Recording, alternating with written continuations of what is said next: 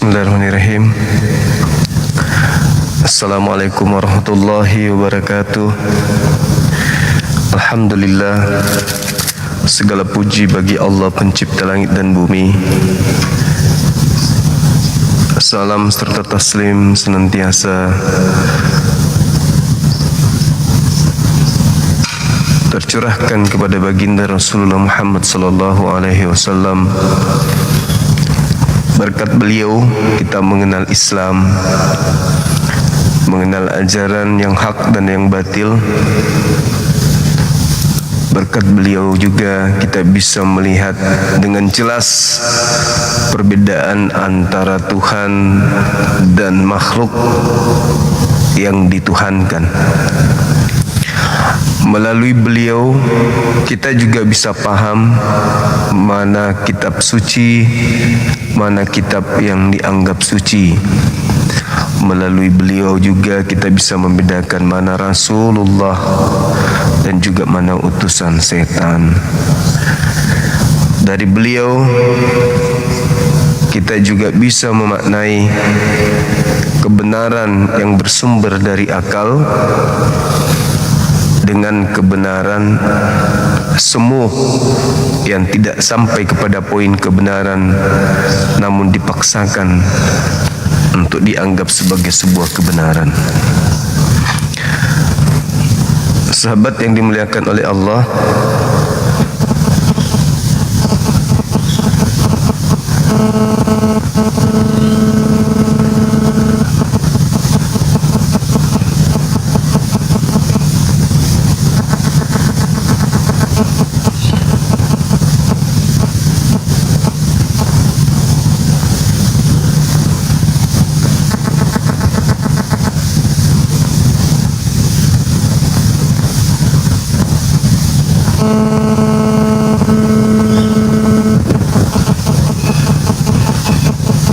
ini kenapa ada suara-suara kayak gini ya?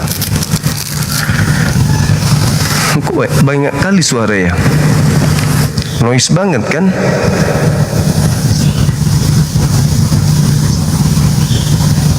Kok bisa ya teman-teman ya? Dari mana sumbernya ya?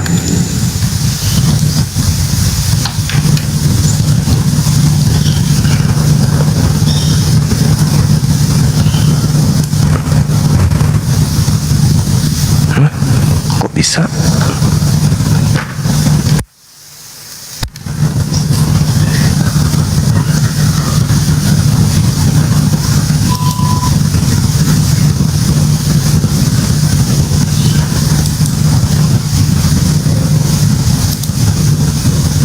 Masih.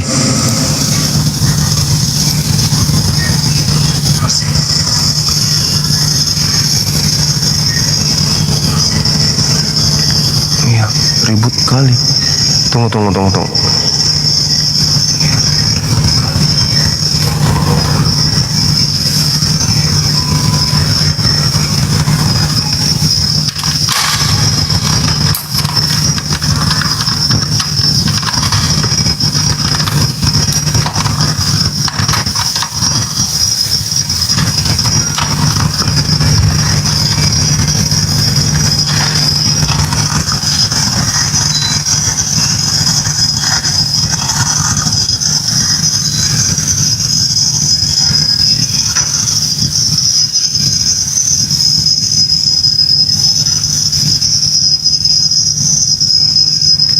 Apa itu?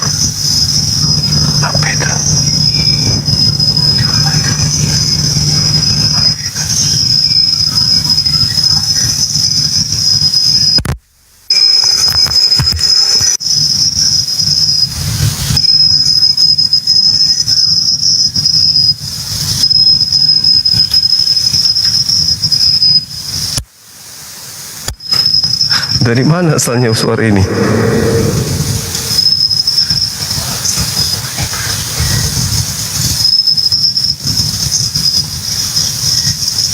Cek.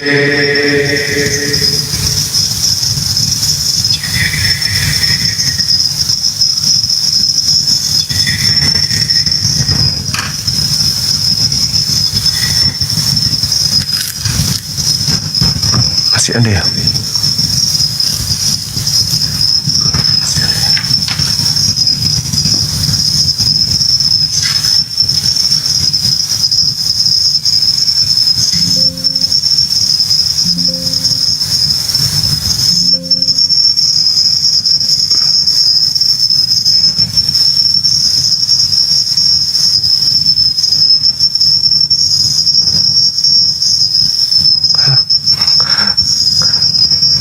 Kok ribut kali colokannya? Gimana dong?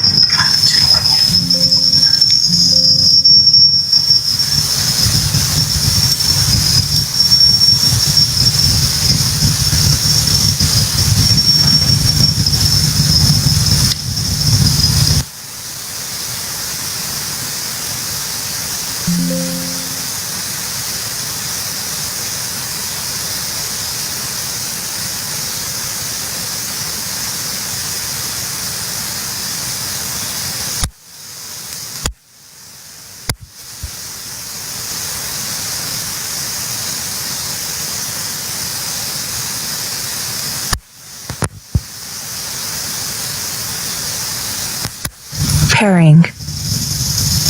Gimana rekan-rekan? Kita lanjut. Aku juga bingung nih suaranya dari mana gitu.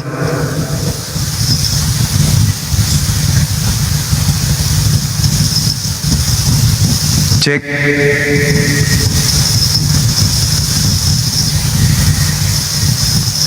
Masih?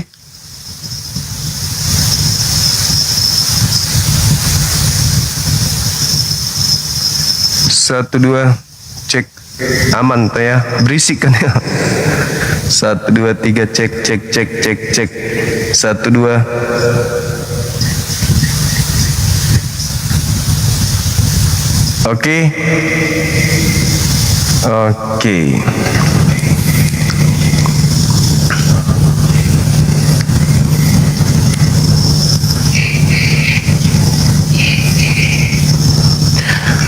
Baik rekan-rekan sekalian, alhamdulillah kita ketemu lagi meski telat, tapi nggak apa-apa ya rekan-rekan sekalian.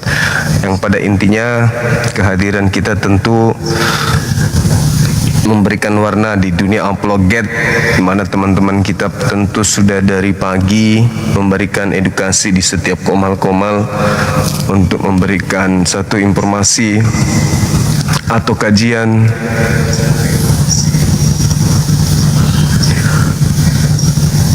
yang tentu tujuannya adalah untuk memberikan input positif terhadap kita terkait perbandingan agama. Silakan saudara-saudara kami non-muslim ajukan permintaan.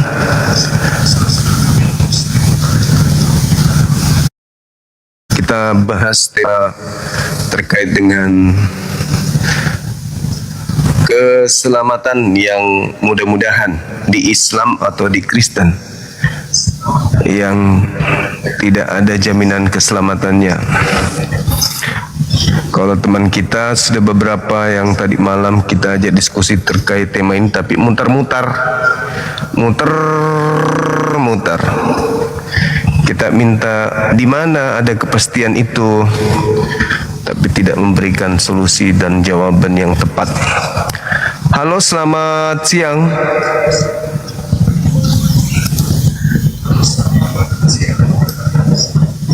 Halo.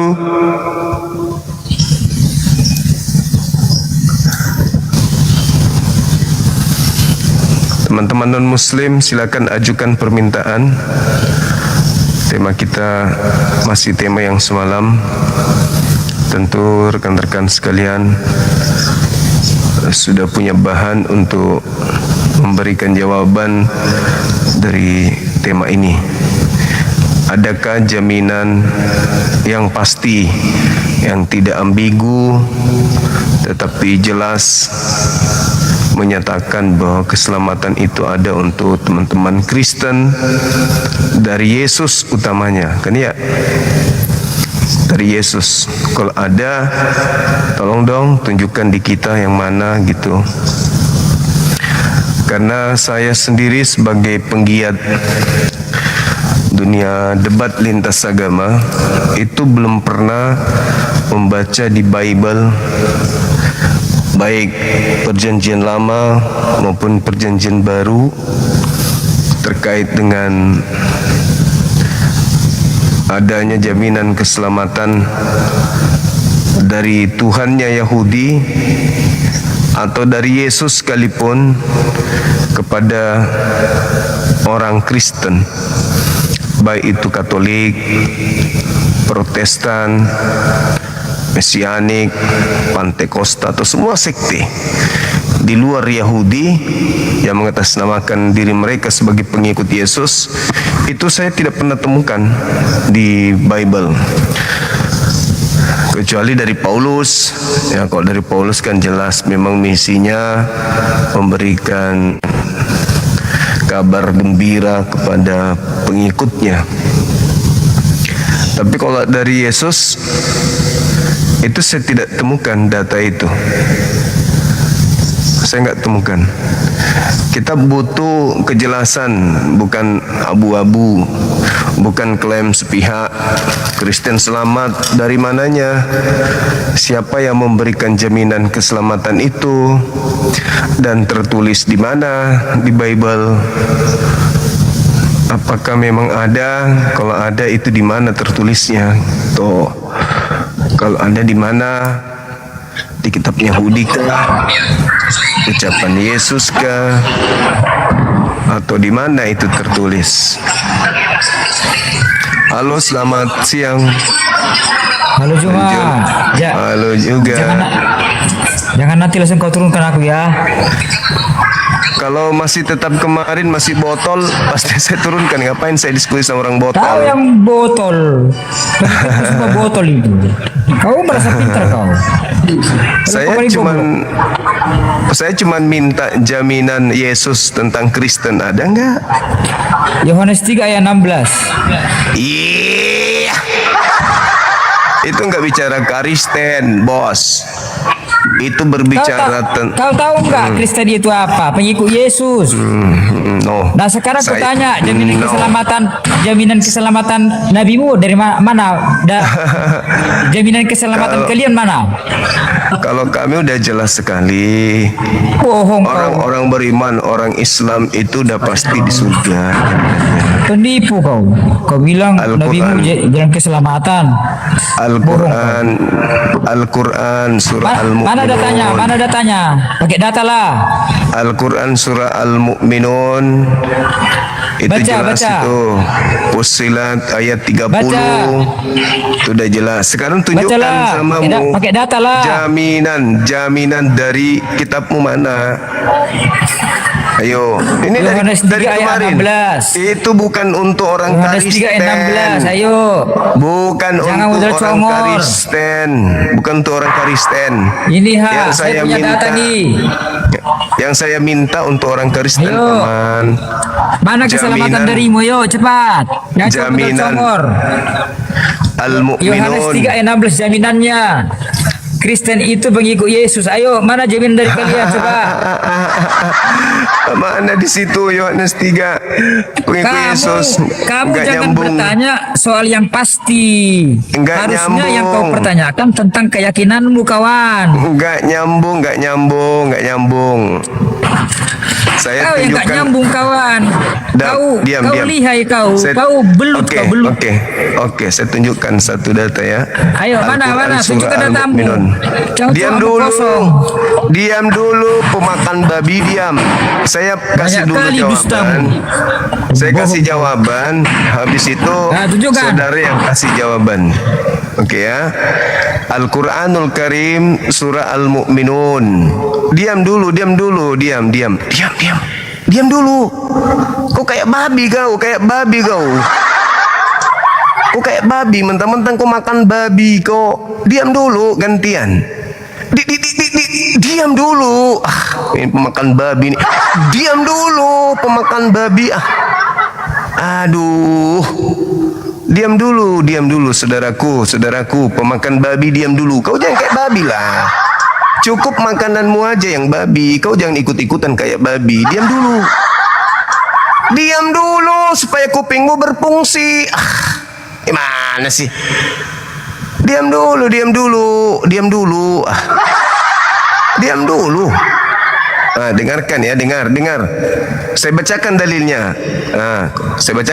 Nanti kau baca dalilnya. Adakah dalil untuk Kristen? Iya. Nanti kau tunjukkan giliranmu. Al-Quranul Karim surah Al-Mu'minun walladzina hum ala salawatihim yuhafizun. Diam dulu bosku, diam dulu. Al-Quran surah Al-Mu'minun ayat 9. Walladzina hum ala salawatihim yuhafizun.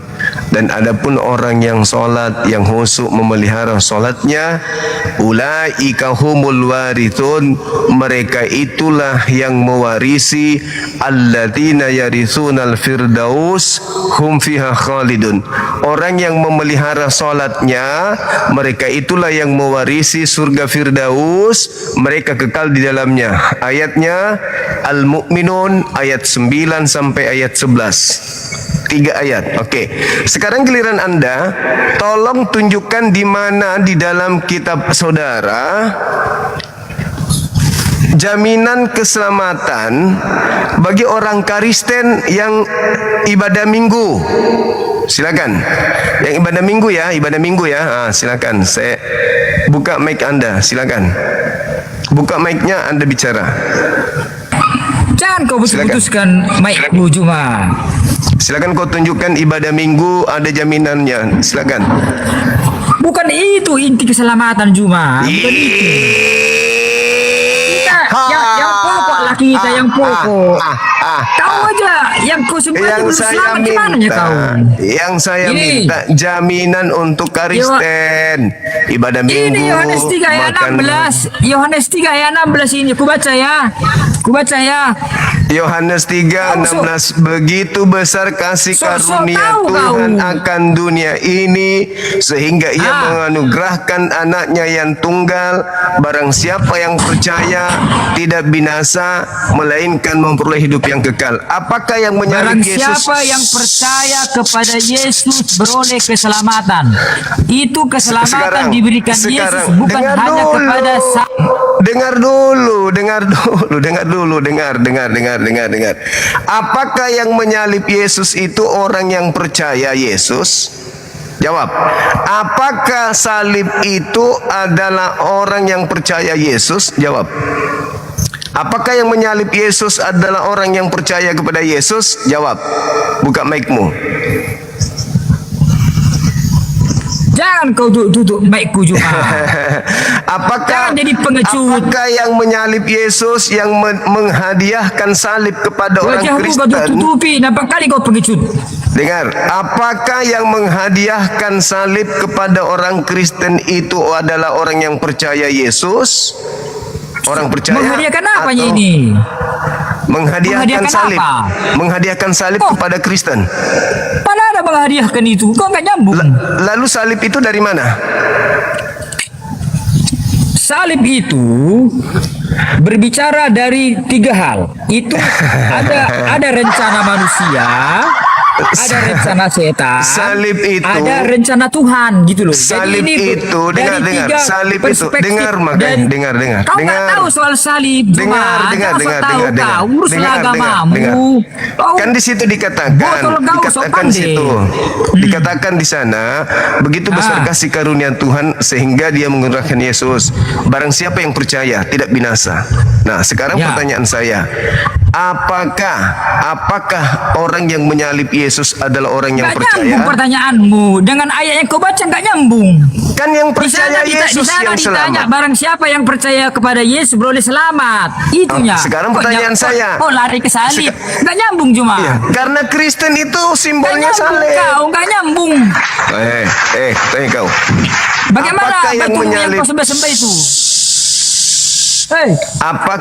Apakah yang menyalib Yesus adalah orang yang percaya?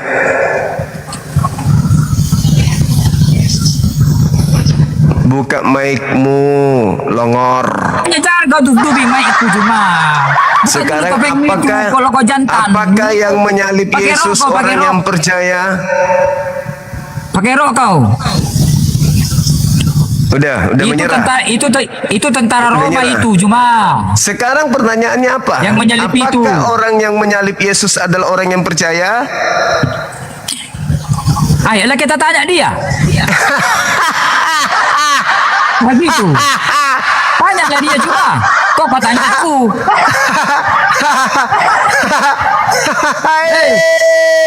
Gimana batumu? Udah kolap?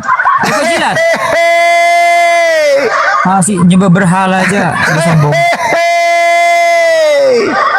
Anda tidak bisa menunjukkan kalau yang percaya Yesus adalah Tunjukkan orang yang dulu menyalib. Juba, Di mana kepastian orang yang kau menyalib, sembah, tunjukkan dulu. orang yang Ada menyalib enggak? itu Yang ternyata kau sembah itu adalah orang tunjukkan yang dulu. Ada enggak, tidak Juba? percaya.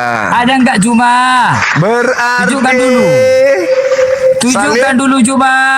adalah Yang kau sembah selama ini lambang ada enggak wujudnya Juma? orang-orang Tunjukkan yang Juma. tidak percaya. Oke, Ayo, baik, Juma, tunjukkan, Juma. Kasihan. Kasihan kali ternyata Kristen adalah orang yang tidak percaya Tunjukkan Yesus. dulu Juma.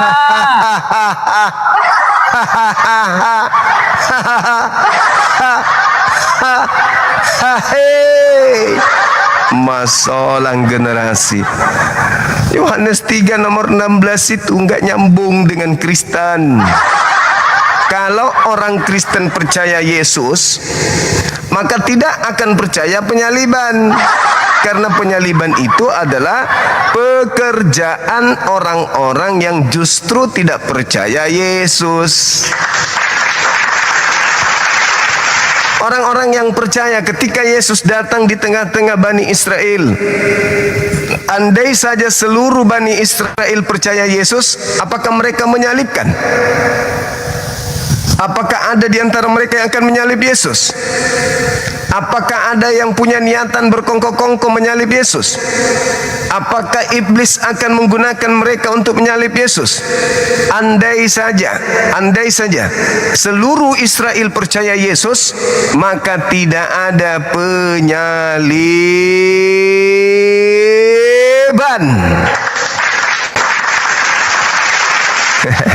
Salib itu karya orang-orang yang tidak percaya. Jadi kalau ada yang agama yang menerima salib, berarti agama yang menerima ajaran orang-orang yang tidak percaya kepada Yesus. Hai, masalah generasi hancur sudah. Kau diturunkan karena kau longor, mulut kayak kunci pintu, congor modal, tapi ilmu nggak ada, blow on akut.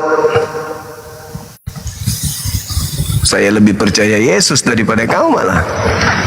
Halo, selamat sore. Halo, selamat sore Bang. Sore juga.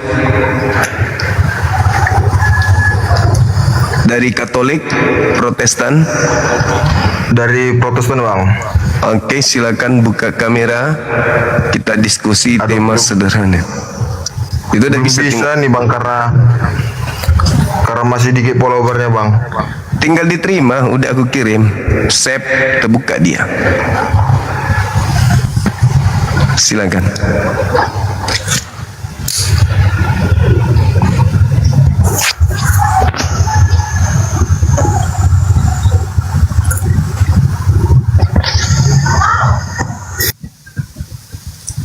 Hah?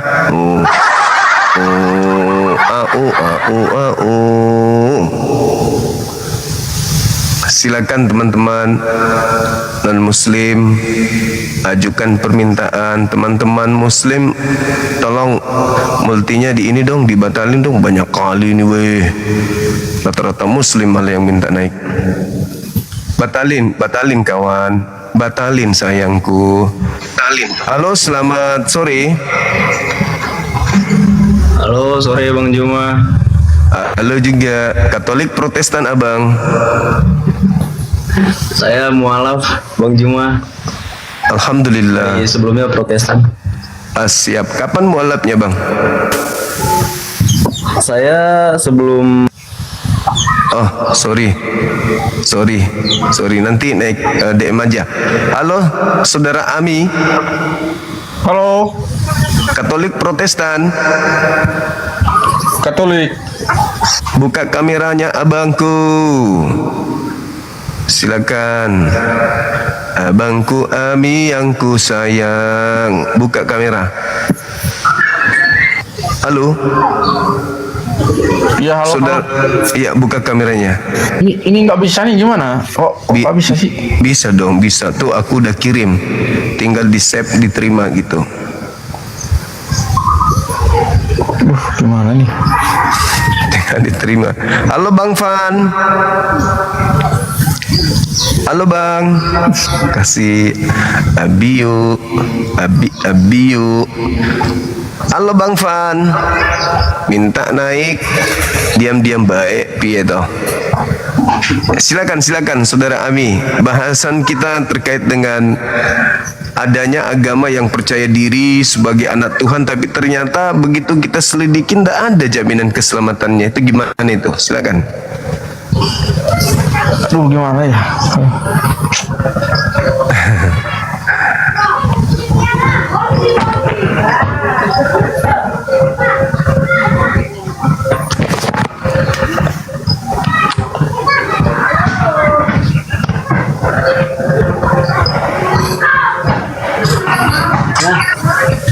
Halo, selamat siang saudara semuanya yang hadir di sini. Ada Kristen kah? Saudara, Halo, Assalamualaikum. ada Kristen? Halo, Halo juga. Assalamualaikum Pak Jumlah. Waalaikumsalam. Halo. Aku Muslim Pak. Oh, iya. Halo, selamat siang. Iya. Kita Halo. Muslim. Oh iya Bang. Kenapa begitu? Selamat Halo. siang. Siang Bang. Saudara iklan Katolik? Halo Saudara Ami, silakan buka kameranya. Oh Mama, terlalu berat kah? Padahal temanya ringan, tinggal kalau memang ada jaminan langsung ada Bang Suma. Halo, selamat siang. Halo. Halo Abang. Halo. Halo. Ya, Katolik Protestan. Halo Bang Juma. Halo juga. Selamat Bang. Oh, ada yang ingin disampaikan? Halo Saudara Zal. Ya, halo. Katolik Protestan Abang. Islam. Alhamdulillah. Ada yang ingin disampaikan? Halo Saudara Kodong. Halo. Nasgor. Halo. Dari Katolik Protestan. Halo Bang Zuma, Ya juga. Halo. adakah 100? Adakah? Sopo iki? Dari mana ini? Kok sengsara kali wajahnya? Banyak masalah kah?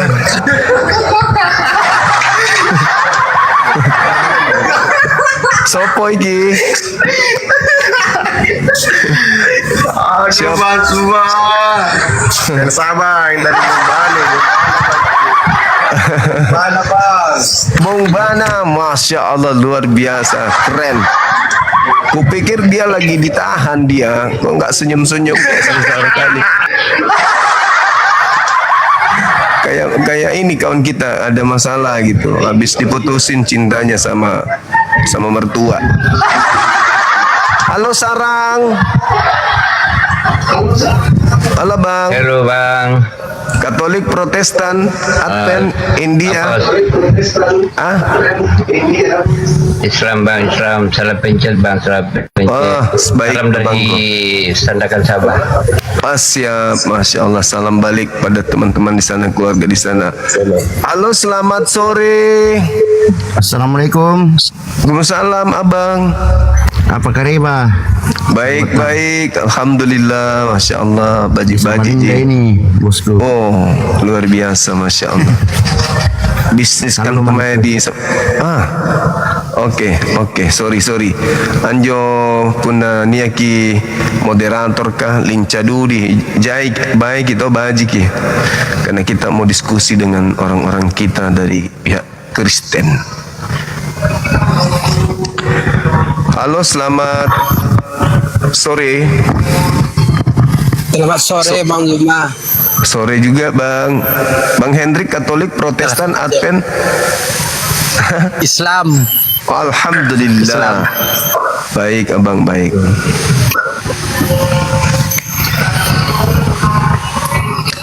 Halo teman-teman, silakan. Alam sebelah. Wih, bahayanya. Halo. Saudara kacau. Halo. Halo. Halo. Halo.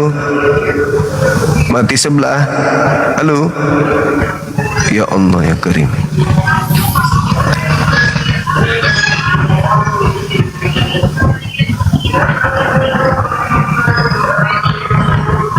Halo, selamat sore. Selamat sore. Selamat sore. Halo Bang Suma, Assalamualaikum warahmatullahi wabarakatuh. Waalaikumsalam warahmatullahi wabarakatuh. Ini miseto goiye Bang Suma. Apa kabar Bang? Baji istri batang. Halo, selamat sore. Halo. Halo. Halo bang. Dari Katolik.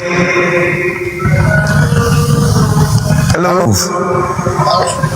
Ya. Katolik Protestan. Halo. Halo. Ya. Jaringannya bang.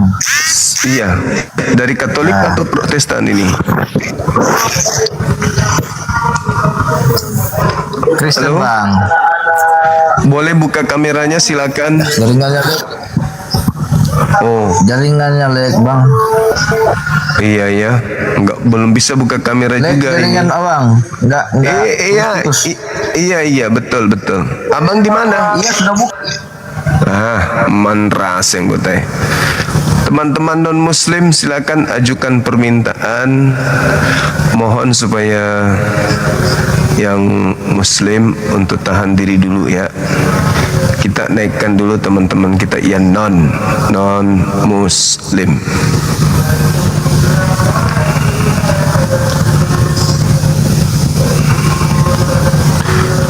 Cari-cari, dicari lagi, dicari-cari lagi. Apologet Kristen tuh apa ya bilangnya ya? Kita kirimkan link juga nggak di ini, nggak digubris juga. Mereka kelihatannya pada sibuk semua di komal-komal masing-masing. Padahal harusnya kan dia tuh kalau diundang, terimalah undangan itu, jangan dicuekin gitu. Tema kita ini terkait dengan belum pastinya keselamatan atau keselamatan yang mudah-mudahan gitu kan ya. Nah, kita ingin bahas dengan teman-teman kita Kristen. Yang tadi itu longor kali ditunjukkan Yohanes 3 nomor 16. Itu nggak berbicara Kristen itu. Itu berbicara tentang orang-orang Yahudi. Cuekin apa ini? Kristen jangan cuekin Bang Sumala. Iya betul.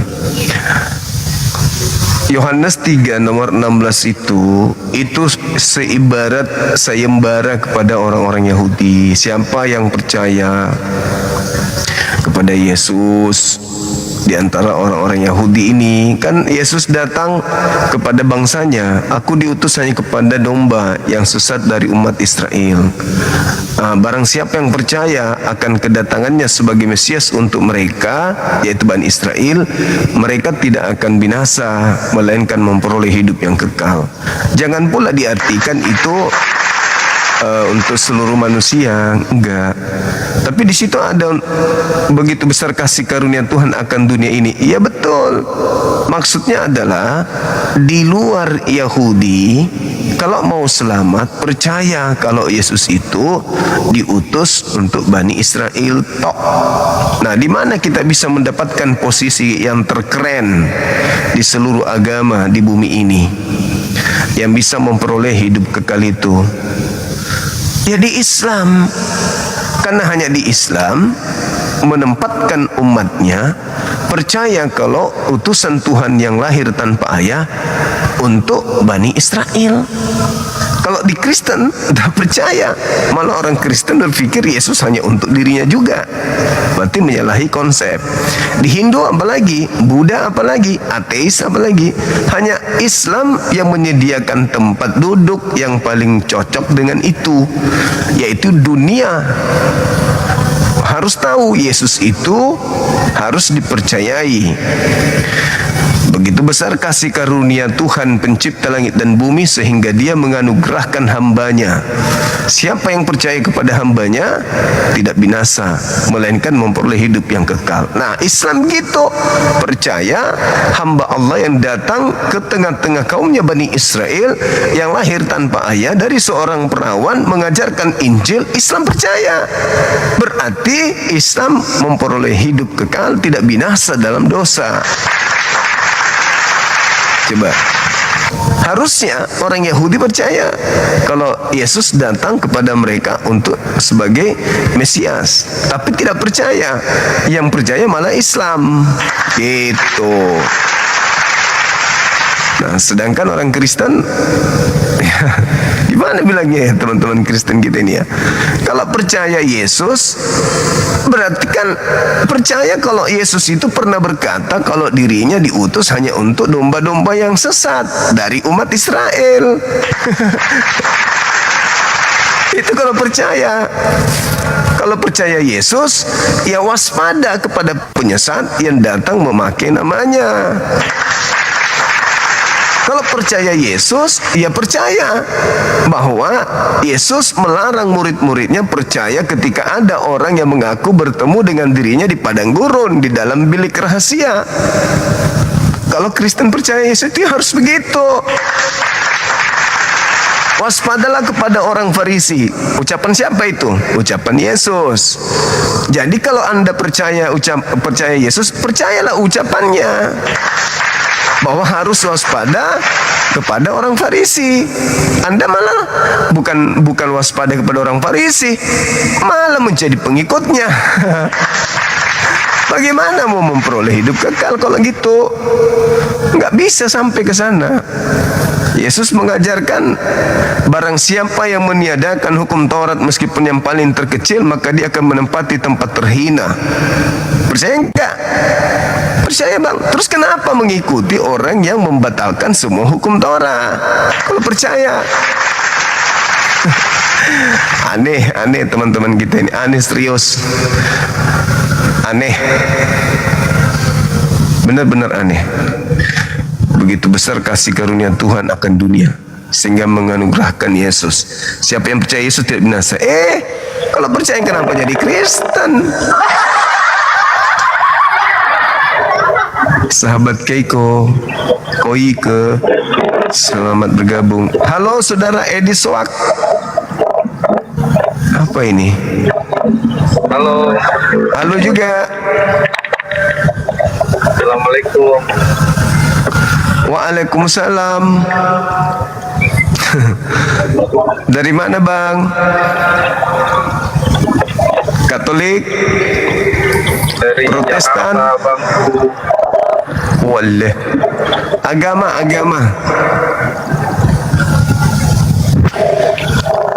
Sorry abang, Muslim abang. Oke, makasih abangku, makasih.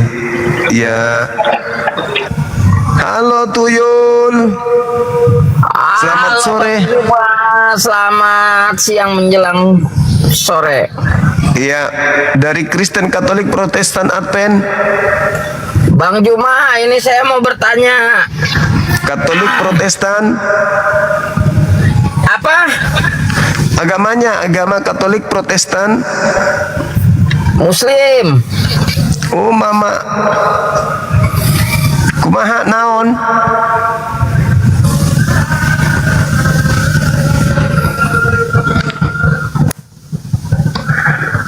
Halo saudaraku Arya, pemain bulu tangkis. Selamat sore.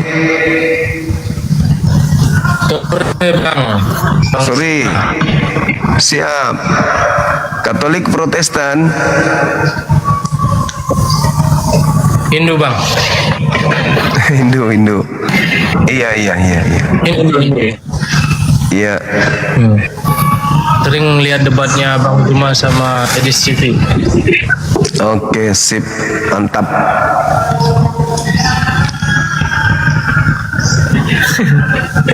Hindu di mana Abang ini? Bali atau di mana? Di mana Bang? Bali atau di mana? Bali, Bali. Oh, di Bali. Bali, Bali. Luar biasa. Sebenarnya sih saya nggak pengen debat Bang. Iya. Nggak pengen debat, pengen salam aja. Oh, siap, siap Bang. Siap. Makasih Abang ya. Luar biasa Iya, Abang Bang, kita. ya. Tapi kalau Di bawah kok boneng, naik sini dong, kata sini dong, jangan cuma di bawah, di atas sini dong, naik ke sini, nggak usah di bawah malu-malu, ke atas lah sini, naiklah adik, mari kita diskusi. Apakah ada keselamatan di agama dari barat? Halo, selamat sore. Halo. Halo, saudara. Halo, Kristen. Ya, selamat sore Bang Juma. Islam. Saudara Rose, Islam, Kristen, Katolik, Protestan, Advent, Ateis, Hindu, Ya, Buddha. Neo Marsion. Orang melabeli kami Neo Marsion. Oh, iya, mantap kali, Bah. Kristen sekte baru.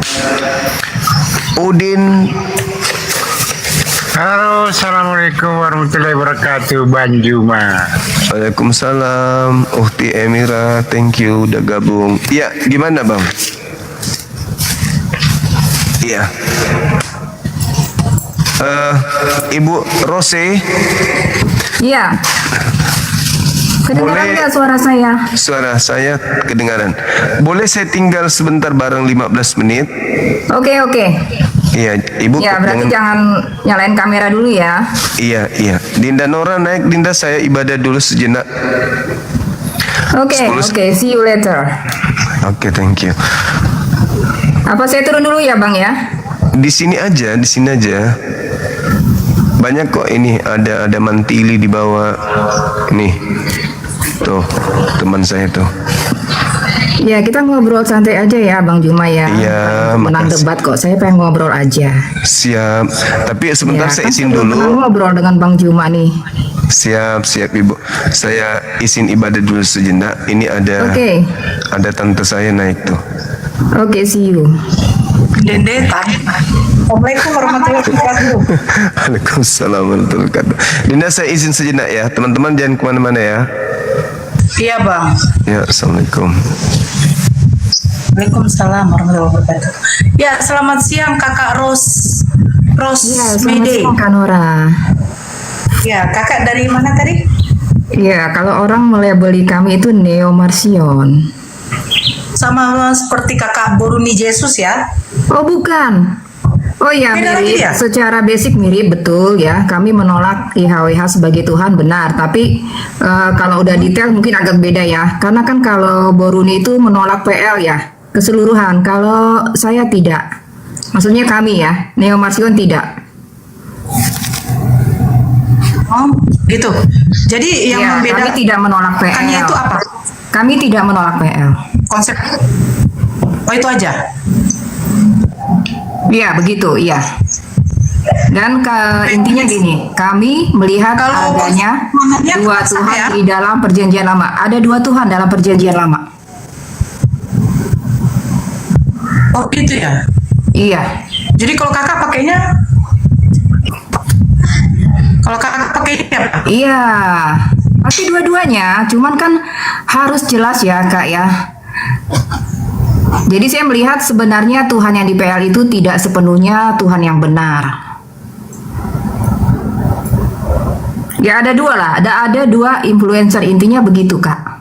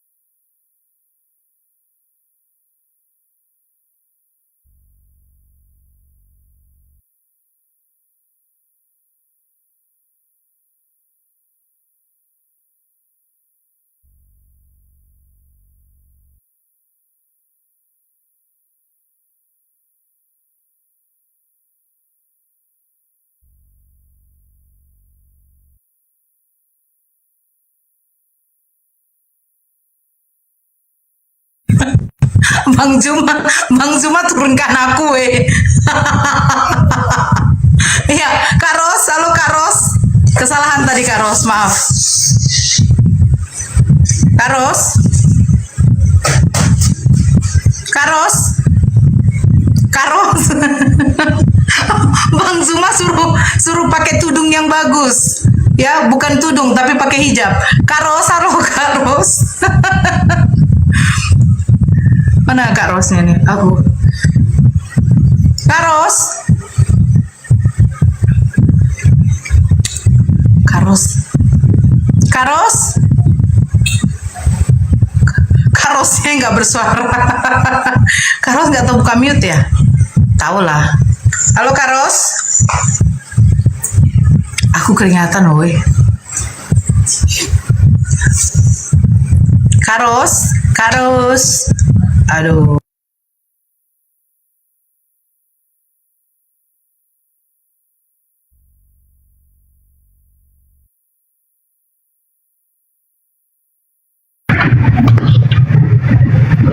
Halo, Bang Arfa. Ya, halo, selamat siang menjelang sore. Ya, selamat siang menjelang sore. Agama apa, Bang? Saya Muslim. Oh, Muslim. Ya, assalamualaikum. Waalaikumsalam. Kak Rosnya mungkin ada kesibukan ya. Kalau Bang Juma udah ada di sini, nanti saya buka camnya. Oke, nggak apa-apa. Kita di sini sharing aja Kak, nggak apa-apa. Saling apa dulu, nanti baru kalau mau diskusinya sama Bang Juma itu nggak apa-apa. Makasih Diva. Dulu, nanti baru kalau mau diskusinya sama Bang Juma. Oke, baik. Kita apa dulu ya, Marsion ya. Ini Marsion konsep ketuhanannya ini bagaimana? Apakah tetap mempercayai Yesus satu-satunya Tuhan atau mungkin kayak model Tritunggal atau gimana? Iya, Yesus itu Tuhan ya. Dia anak Tuhan. Diutus oleh Bapa ke dalam dunia ini untuk melakukan misi penyelamatan dan juga misi penaklukan.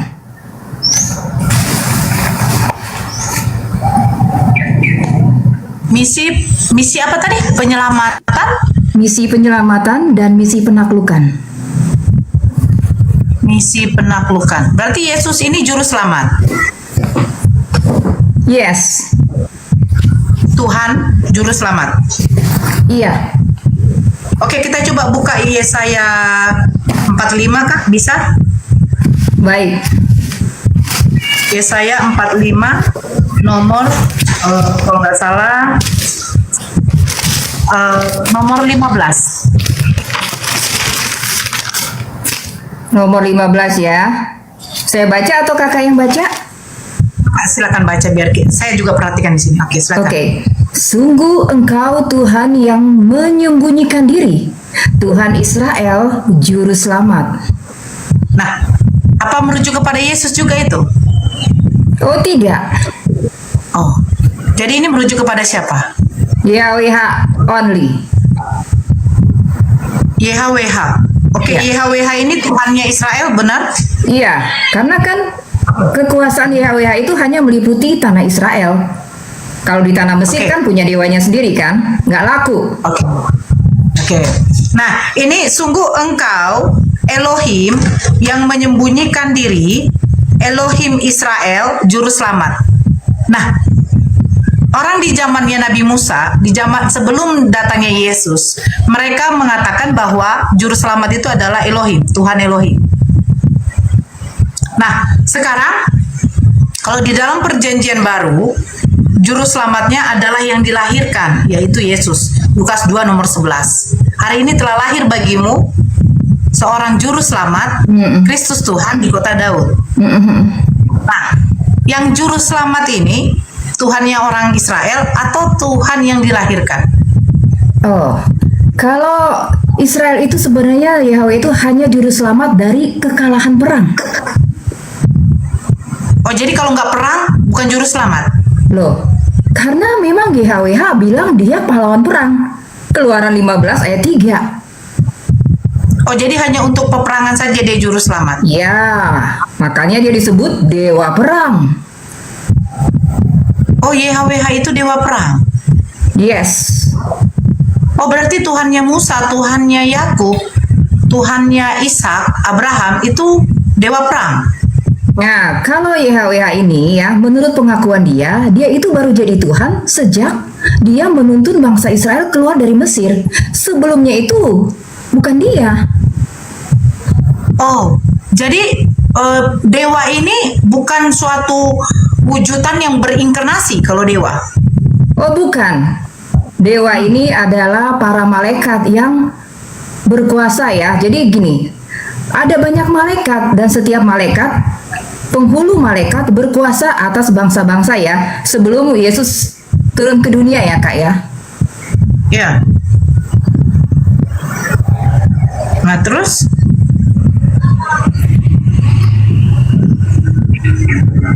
Iya, jadi memang perjalanan Tuhan ini ya, dari Tuhan yang di Taman Eden, Tuhan yang menciptakan langit dan bumi, dan Tuhan yang kemudian muncul kepada Musa, menampakkan diri kepada Musa, adalah dua Tuhan yang berbeda. Jadi Tuhan yang menampakkan diri atau yang tidak menampakkan diri yang Tuhan aslinya Musa? Nah, dalam hal ini kan saya bilang ada dua influencer. Nah, sekarang kalau kita tidak membentangkan pemahaman akan Tuhan bahwa Tuhan itu punya musuh. Nah, dua raja ini saling berperang. Yesus raja sorga, dan dalam hal ini iblis adalah raja dunia. Dua raja ini saling berperang. Iblis tentunya dia punya raja-raja kecil, yaitu penguasa bangsa-bangsa. Seperti itu. Nah, Yahweh itu hanya salah satu malaikat saja, penguasa bangsa Israel. Nah, kalau dia mengaku Tuhan yang monoteistik, atau dia mengaku satu-satunya Tuhan, apanya orang dia punya banyak saingan kok. Oke, kalau di dalam Keluaran 33 nomor 20, itu Tuhannya Musa yang benar atau tidak? Yang mengaku bahwa dia bertemu Musa muka dengan muka? Bukan dengan muka. Ya, mungkin dibaca dulu ya Kak ayatnya ya, biar saya tidak salah. Saya agak lupa. 33:20. Oke, Ya. Keluaran 33:20. Lagi firman-Nya, "Engkau tidak tahan memandang wajahku, sebab tidak ada orang yang memandang aku dapat hidup." Nah, itu ya Tuhan suku Israel aja, Tuhan bangsa Israel aja, YHWH. Bukan Tuhan berarti- pencipta langit dan bumi. Oh, jadi Tuhan pencipta langit dan bumi yang seperti apa? Tuhan pencipta langit dan bumi itu adalah Tuhan dari semua orang. Dia Siapa tidak namanya? milik satu suku bangsa atau bangsa tertentu. Dia adalah Tuhan dari semua orang. Siapa namanya? Namanya dulu tidak dikenal, tetapi dia baru menyatakan diri kan di tahun 1. Kita tahu kemudian namanya adalah Yesus. Nama yang dibawa dari sorga. Oke, Tuhan yang belum menyatakan diri ini apakah kelihatan? Tuhan yang belum menyatakan diri ini, kita tidak melihatnya karena kan yang namanya Tuhan itu kan keberadaannya apa? Tidak bisa dilihat. Makanya kita beroperasi sistemnya secara apa? Iman. Ya iman itu kalau kita bisa lihat Tuhan itu namanya bukan iman. Kalau kita melihat sosok misalnya ya malaikat atau dewa atau apapun, terus kita beriman pada yang kita lihat, itu namanya bukan iman. Kalau yang bisa dilihat, yang nggak bisa dilihat itu yang disebut dengan iman. Walaupun kita tidak melihat Tuhan, tapi kita percaya, itu namanya iman. Oke, Yesus Tuhan yang bisa dilihat atau tidak? Saat itu tidak. Sekarang? Ya kan dia 2000 tahun yang lalu menyatakan dirinya dalam rupa manusia. Nah, dalam rupa manusia ini, apakah menjadikan Yesus bukan Tuhan lagi? Oh, siapa kita? Maksudnya bisa bilang, oh kok bukan Tuhan lagi hanya karena dia mengambil rupa manusia. Begini Kak, maksud saya begini Kak, saya mengutip dari pernyataan Kakak begini. Orang yang beriman itu mempercayai sesuatu yang tidak kelihatan, itu Tuhan. Bukan Betul. berarti Tuhan itu harus kelihatan baru kita percaya, betul tidak? Betul. Nah, sekarang Yesus adalah Tuhan yang mengambil rupa manusia. Betul. Oke, Yesus keluar di dalam Lukas 1 nomor 31, seorang anak manusia yang dilahirkan oleh Bunda Maria. Terima? Betul. Dia adalah manusia. Pertanyaan saya jadi begini. Kalau Yesus adalah Tuhan yang mengambil rupa manusia, ketika dia dilahirkan ibunya sebagai seorang manusia hakikatnya, apakah tetap gelar ketuhanan dia ada atau tidak? Iya, dia tetap Tuhan. Oke, berarti Tuhan yang kelihatan atau tidak? Iya, maksud saya tadi kalau Tuhan yang percaya kepada Tuhan yang kelihatan itu sejenis malaikat. Jadi Tuhan yang menampakkan diri seperti malaikat atau dewa-dewa. Nah, itu penampakan. Ini kan kalau malaikat menampakkan diri, semua orang kagum dan pasti menyembah dia. Nah, tapi kalau manusia, nah ini tantangannya. Kalau Tuhan menjadi manusia, adakah yang percaya kepadanya? Nah, ini yang coba ditantang oleh si iblis ini. Jika engkau Tuhan muncul sebagai manusia, saya mau lihat Tuhan apakah ada yang percaya kepadamu. Nah, kurang lebih begini apa yang dikatakan iblis kepada Yesus. Nah, tantangan iblis ini diterima oleh Yesus. Oke, Gitu. jadi waktu Yesus ditantang oleh iblis, apakah memang Yesus kan ditantang oleh iblis? Apakah ada orang yang menyatakan bahwa Yesus itu Tuhan atau tidak? Betul? Adakah orang yang menyatakan Yesus itu Tuhan atau tidak? Apakah ada orang yang menerima Yesus ini Tuhan atau tidak pada waktu Yesus datang ke dunia? Oh iya, pada waktu itu kan memang belum. Dan dia kan baru memulai pelayanannya baru sekitar umur 30 tahun. Bahkan murid-muridnya aja, ya, murid-muridnya saja ketika diberitahukan, ya, Maria Magdalena bilang, Tuhan telah bangkit. Murid-muridnya ini nggak percaya. Dan Yesus mencela ketidakpercayaan mereka ini. Nah, baru di ujung-ujungnya. Ya. Waktu pas Yesus bangkit menampakkan diri kepada Maria di dalam Yohanes, apakah Bunda Maria mengatakan Yesus adalah Tuhan? Ayatnya mana, Kak? Ayatnya mana?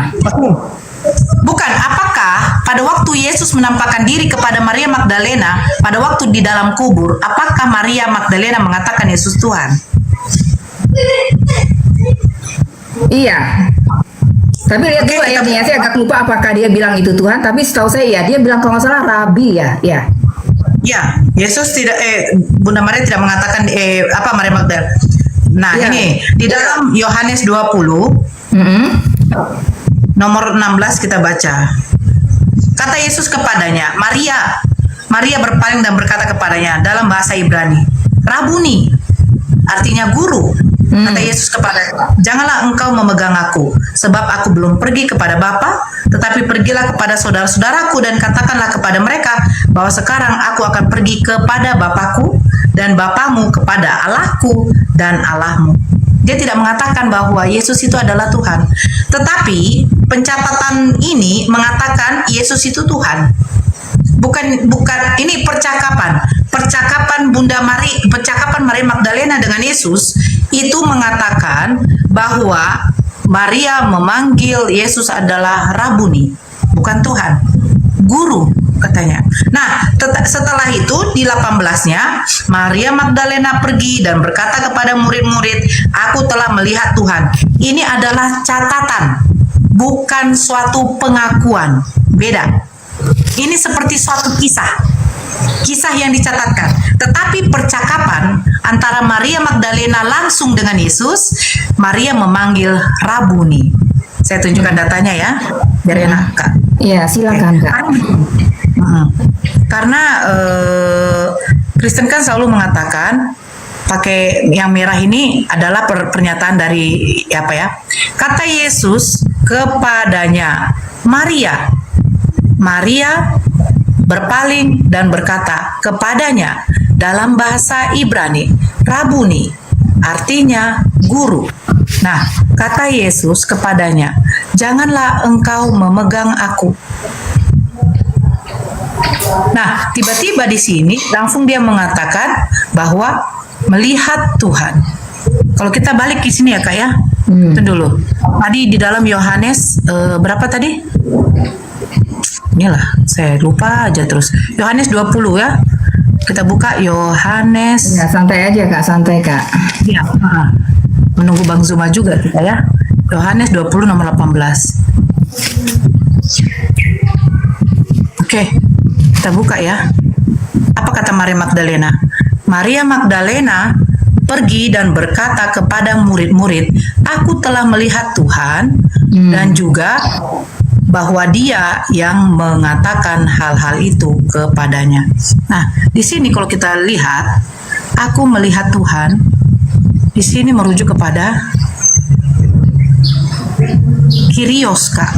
Kyrios itu artinya Tuhan, penguasa. Nah, kalau kita beralih ke KJV ya, Kak ya. Ini dia bilang, Mary Magdalena come and informed the disciples, I have seen the Lord. The Lord, Kak, no God. The Lord, and she told them what Jesus had said to her. Berarti di sini harusnya dia bilang I have seen the Lord, the God. Harusnya dia bilang saya melihat Tuhan. Harusnya I have seen the God, no Lord. Why Lord? Kenapa jadi Tuhan, bukan Tuhan? Iya, Ini yang jadi sama. gini Kak, kan Yesus itu tidak pernah menuntut untuk disembah, tapi dia layak disembah. Nah, kalau seseorang ya, misalnya dia dalam prosesnya ya, kan biasanya Yesus itu dipandang hanya sebagai nabi, terus kemudian Mesias, nah Tuhan. Nah, pada akhirnya kalau kesadaran dalam diri orang itu mengatakan bahwa dia ini adalah Tuhan, nah itu yang dikehendaki Tuhan. Dengan kesadaran kita menyebut dia Tuhan, bukan karena disuruh-suruh atau dipaksa-paksa. Kamu ngaku saya Tuhan, ya itu kan seperti Yahweh kan gitu, dia selalu bilang kepada umat Israel, akulah Tuhan. Nah kalau Yesus nggak pernah, Yesus mau kesadaran orang itu sendiri yang menyatakan bahwa dia Tuhan, gitu Kak intinya. Oke, kita buka di sini ya Kak ya. Begini Kak, kalau di dalam Islam Toha ayat 14, Allah memperkenalkan dirinya. Firman-Nya seperti ini. Sesungguhnya aku ini adalah Allah, tiada Tuhan selain aku. Sembahlah kepadaku, dirikanlah sholat untuk mengingatku. Sesungguhnya aku ini adalah Allah. Allah itu nama Tuhan. Umat Muslim. Nah, sesungguhnya aku ini adalah Allah, tidak ada Tuhan selain aku. Sembahlah kepadaku. Itu Allah memperkenalkan dirinya, menyampaikan kepada Nabi dan Rasulnya untuk minta disembah, Kak. Makanya dikatakan di dalam Al-Quran, tidaklah kuciptakan manusia dan jin selain untuk beribadah kepadaku. Jadi manusia ini harus tahu tujuan manusia diciptakan ini untuk menyembah kepada Tuhan, dan Tuhan harus memberitahukan siapa Tuhan yang harus disembah. Nah, seperti ini Kak, kita buka di dalam Matius 4 ya, ketika Yesus dicoba di padang gurun oleh iblis. Apa dikatakan Yesus? Di dalam 7 ya, Yesus berkata kepadanya, ada pula tertulis. Ini berarti sudah tercatat Kak. Ada pula tertulis, janganlah engkau mencobai Tuhan Elohimmu. Dan iblis membawanya pula ke gunung. Terus kata iblis, semua itu akan kuberikan kepadamu jika engkau sujud menyembah aku. Makanya saya bilang Kak, segala sesuatu itu bisa kita jadikan Tuhan untuk kita sembah. Tetapi kita harus tahu definisi Tuhan itu adalah sesuatu yang kita yakini yang memiliki sifat maha kuasa. Sementara iblis adalah ciptaan. Tetapi di dalam Bible iblis juga minta disembah. Bahkan dia mengatakan apa? Semua itu akan kuberikan kepadamu. Apa? Iblis mengatakan semuanya itu apa? Dia katakan gini, dan iblis membawanya pula ke atas gunung yang sangat tinggi dan memperlihatkan kepadanya semua kerajaan dunia dengan kemegahannya dan berkata kepadanya, semua itu akan kuberikan kepadamu jika engkau sujud menyembahku. Maka berkata Yesus kepadanya. Nah, ini apa Yesus katakan? Nyala iblis sebab ada tertulis. Berarti memang sudah ada tertulis Kak. Dan yang tertulis ini maksudnya apa? Yesus memberitahu bahwa sebelum pun Yesus datang sebagai Nabi dan Rasul diutus untuk Bani Israel, ada Nabi dan Rasul terdahulu juga diutus dengan membawa kitab, yaitu apa? Zabur, Mazmur, dengan kitab Torah yang dibawa oleh Musa. Maka Yesus katakan, sebab ada tertulis, engkau harus menyembah Tuhan Elohimmu dan hanya kepada Dia sajalah engkau berbakti. Hanya kepada Dia. Siapa Dia? Tuhan Elohim. Itu sudah tercatat. Nah, sedikit lagi Kak. Nah, kalau Kakak mengatakan Tuhan Yesus tidak pernah meminta untuk disembah. Bagaimana mungkin Yesus meminta untuk disembah? Sementara sudah tertulis hanya kepada Dia sajalah. Artinya apa? Tidak boleh kepada yang lain lagi. Makanya hukum Taurat yang pertama, jangan ada padamu ilah lain di hadapanku. Penegasan dari Tuhannya Musa. Tuhannya Musa meminta jangan ada ilah-ilah lain selain daripada Tuhannya Musa. Dan Yesus mengatakan sebab ada tertulis. Sembahlah hanya kepada Tuhan Elohimmu, hanya kepada Dia sajalah kamu harus berbakti, bukan kepada Yesus. Makanya Yesus tidak pernah minta untuk disembah. Bukan dari kita sendiri, Kak. Oh, karena Dia membuat mukjizat, karena Dia mengatakan aku adalah jalan kebenaran dan hidup. Jadi kita harus berpikir, oh Dia harusnya disembah, bukan Tuhan yang lain. Salah, Kak. Karena Yesus sudah menyatakan hanya kepada Dia sajalah. Makanya kakak lihat, baca juga. Pada waktu orang Bani Israel, orang Farisi bertanya, Yesus, apa hukum yang paling utama itu? Apa jawab Yesus? Hai Bani Israel, dengarkanlah. Tuhan Allah kita, Tuhan itu ya Esa. Selesai, Kak. Fix. Maka Yesus sudah minta untuk disembah. Silakan. Apakah kakak mau dalam hal ini membela YHWH? Begini, Kak, kalau di dalam Islam Al-Quranul Karim, kami mempercayai bahwa apa? Allah menyatakan dirinya, namanya itu adalah Allah. Tetapi itu dalam bahasa Arab. Nah, bukankah Allah memang berfirman kepada Nabi dan Rasulnya menggunakan bahasa kaumnya? Tetapi sekarang yang diakui mungkin oleh orang Yahudi, katanya Allah itu, maksudnya Tuhan itu belum memperkenalkan dirinya siapa namanya. Tetapi mereka menyebutnya YHWH itu adalah huruf tetragrammaton. Ya, tetapi yang saya tahu, yang saya baca di dalam surat Toha ayat 9, Allah sudah berfirman kepada Nabi Muhammad, dikatakan begini. Ini kalau tidak salah. Apakah sudah sampai kepadamu wahai Muhammad kisah Musa? Nah, kita baca seterusnya, apa tuh kisah Musa? Allah memberitahukan kepada Nabi Muhammad bahwa Allah pernah berfirman kepada Nabi Musa, dan ayat 14-nya Allah memperkenalkan dirinya bahwa Dia adalah Allah. Makanya, Kak, kami tidak mempercayai kitab yang sekarang. Kami beriman bahwa ada kitab-kitab terdahulu yang diberikan kepada 3 rasul. Zabur, Taurat, dan Injil. Kepada Nabi Musa, Nabi Daud, dengan Nabi Isa alaihissalam. Tapi apakah kitab itu sekarang ada? No. Terus dari mana kamu tahu bahwa kisah-kisahnya Musa, kisahnya Daud, kisahnya Nabi Isa seperti ini? Allah berfirman kepada Nabi Muhammad SAW. Diberitahukan kepada Nabi Muhammad agar disampaikan kepada kami bahwa ada kisah-kisah terdahulu yang Allah pernah mengutus Nabi dan Rasul terdahulu, tetapi ditolak oleh mereka. Itu dari mana? Dari Al-Quran, Kak. Makanya kalau sekarang katanya kitab tanah, kitab Taurat, apakah itu kitabnya orang Yahudi yang diturunkan, yang difirmankan Allah kepada Nabi Musa? Tidak. Karena kitab itu sudah tidak ada lagi. Jadi kalau orang Yahudi mengatakan Tuhan belum berfirman, mengenalkan namanya, itu bukan urusan kami, Kak. Intinya yang kami tahu, Allah itu memperkenalkan dirinya kepada nabi-nabi terdahulu. Itu fix bagi kami, sudah tidak bisa diganggu-gugat. Makanya saya mempercayai bahwa Tuhannya Adam, Tuhannya Abraham, Tuhannya Nabi Nuh, Nabi Lut, bahkan nabi-nabi terdahulu sampai Nabi Muhammad SAW adalah Allah Subhanahu Wa Taala. Selesai sama kami, Kak. Kalau memang Yahudi tidak terima, silahkan memang buktikan siapa nama Tuhan yang berfirman kepada Nabi Musa di Gunung Sinai.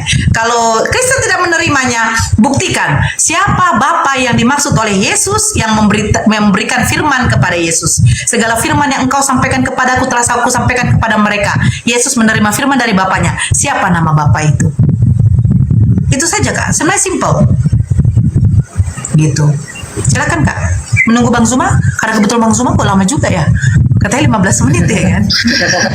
Iya, Kak Nora nih benar sekali. Memang Tuhan ya, Tuhan yang benar itu memperkenalkan dirinya kepada nabi-nabi, Nabi Musa, Nabi Daud, dan para nabi Yesaya, Yehezkiel, Yeremia, ya, dan beberapa nabi lainnya. Itu benar. Tetapi ya ada masalah.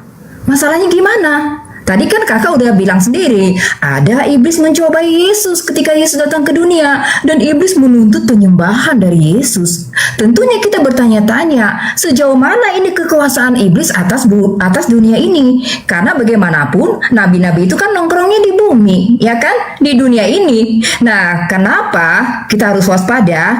Karena tidak semua suara yang diterima para nabi itu berasal dari sumber yang sama. Yesus mengakui bahwa memang iblis itu adalah penguasa dunia ini. Itu yang harus kita waspadai. Jadi, ya dalam hal ini benar Kak, Tuhan memang menyatakan dirinya kepada para nabi. Tapi ada kalanya suara-suara yang diterima oleh para nabi itu melenceng. Dari mana saya tahu? Ya saya baca ayatnya. Banyak misalnya ayat-ayat ya. Ya kok Tuhan ini berbeda. Tuhan yang di Taman Eden berbeda dengan Tuhan yang Keluaran 3 pasal 14 yang menemui Musa. Nah, kalau yang menemui Musa ini apa? Dia menyuruh bangsa Israel keluar dari Mesir untuk melakukan suatu tugas apa? Tugas depopulation atau genocide, ya. Itu 7 bangsa Kanaan. Kakak tentu sudah baca kan? Kisahnya bagaimana? Nah ini, jadi saya melihat ada maksudnya Tuhan yang memang berbeda. Jadi iblis juga berusaha membuat dirinya seperti Tuhan, padahal bukan Tuhan. Nah, saya membandingkan antara Tuhan yang di Taman Eden dengan Tuhan yang di Keluaran pasal 3 itu banyak sekali perbedaannya. Jadi jadi hati-hati. Apa yang ditulis para nabi itu memang ada yang berasal dari Tuhan, tetapi ada juga yang tidak. Jadi tugas saya di sini ya, tugas teman-teman, ya seperti yang dilakukan Tuhan. Dia menciptakan terang pada hari pertama dan dia memisahkan terang dari gelap itu. Dan di sepanjang ayat-ayat, terutama di Perjanjian Lama, banyak ayat-ayat gelap. Harus dipisahkan ayat-ayat gelap dari ayat-ayat terang. Itu Kak, itu misi dari Neo Marcion. Oke, saya terima narasi dari kakak ya, karena kakak juga tidak membenarkan semua yang di dalam Bible itu, Perjanjian Lama itu, betulkah Tuhan seperti itu? Salah satu contoh ketika berperang kepada bangsa Amalek, yang dimana Tuhan berfirman, bangsa Amalek itu harus dimusnahkan, harus dibinasakan tanpa belas kasihan. Apakah Tuhan seperti itu kejamnya? Kalau dipikir ya, karena gini Kak, kalau kita bandingkan dengan di dalam Islam yang selalu di-framing oleh saudara kita Kristen, Islam itu ajaran perang. Islam itu ajaran perang, katanya. Di dalam surat At-Taubah ya, mereka selalu mengambil, perangilah orang-orang yang memerangi kamu, yang tidak beriman kepada kamu, yang tidak beriman kepada kamu. Tetapi mereka tidak membaca, di situ konteks tafsirnya itu adalah orang-orang yang memerangi kamu dahulu. Artinya apa? Ketika kita, kalau di dalam Islam Kak, ketika kita diperangi, kami itu diwajibkan untuk membalas. Tidak mungkin dong ketika kita diperangi kita hanya diam saja ya. Kalau kayak begitu sampai sekarang nanti Belanda dengan Jepang menguasai Indonesia, kan begitu. Perangilah orang-orang yang memerangi kamu. Tetapi kalau orang-orang kafir itu meminta perlindungan kepada kamu, dia tidak memberikan ancaman kepada kamu, dia tidak membawa sesuatu yang menjadikan keburukan kepada kamu, kamu wajib melindunginya. Itu kata Nabi Muhammad SAW. Nah, bahkan kalau orang-orang kafir itu ingin menempati tempat kamu, orang-orang kafir itu tidak memerangi kamu, dia hanya ingin menempati tempat kamu dengan melakukan suatu perdagangan, ya silakan, tidak apa-apa. Tetap janganlah kamu perangi mereka, tetapi mereka harus diwajibkan membayar jizyah. Nah, seperti itu. Artinya juga begini, Kak. Di dalam Islam, berperang itu diwajibkan ketika diperangi, tetapi ada syarat-syaratnya, Kak. 1, perempuan-perempuan yang tidak mengangkat senjata, perempuan atau laki-laki yang tidak mengangkat senjata, para lansia, itu tidak boleh diperangi, Kak. Tidak boleh diperangi. Perempuan tidak boleh diperangi, lansia tidak boleh diperangi, binatang-binatang tidak boleh dibunuh, anak-anak tidak boleh dibunuh, rumah ibadah apa saja, mau rumah ibadah berupa gereja, berupa bait el atau apa saja tidak boleh dirusak, tanaman-tanaman juga tidak boleh dirusak. Itu di dalam Islam, Kak. Diharuskan itu. Nah, kalau kita baca, berarti dengan kata lain Kak ya, berarti Al-SWT ini jauh lebih baik daripada YHWH, karena YHWH tidak menyayangkan para wanita dan anak-anak.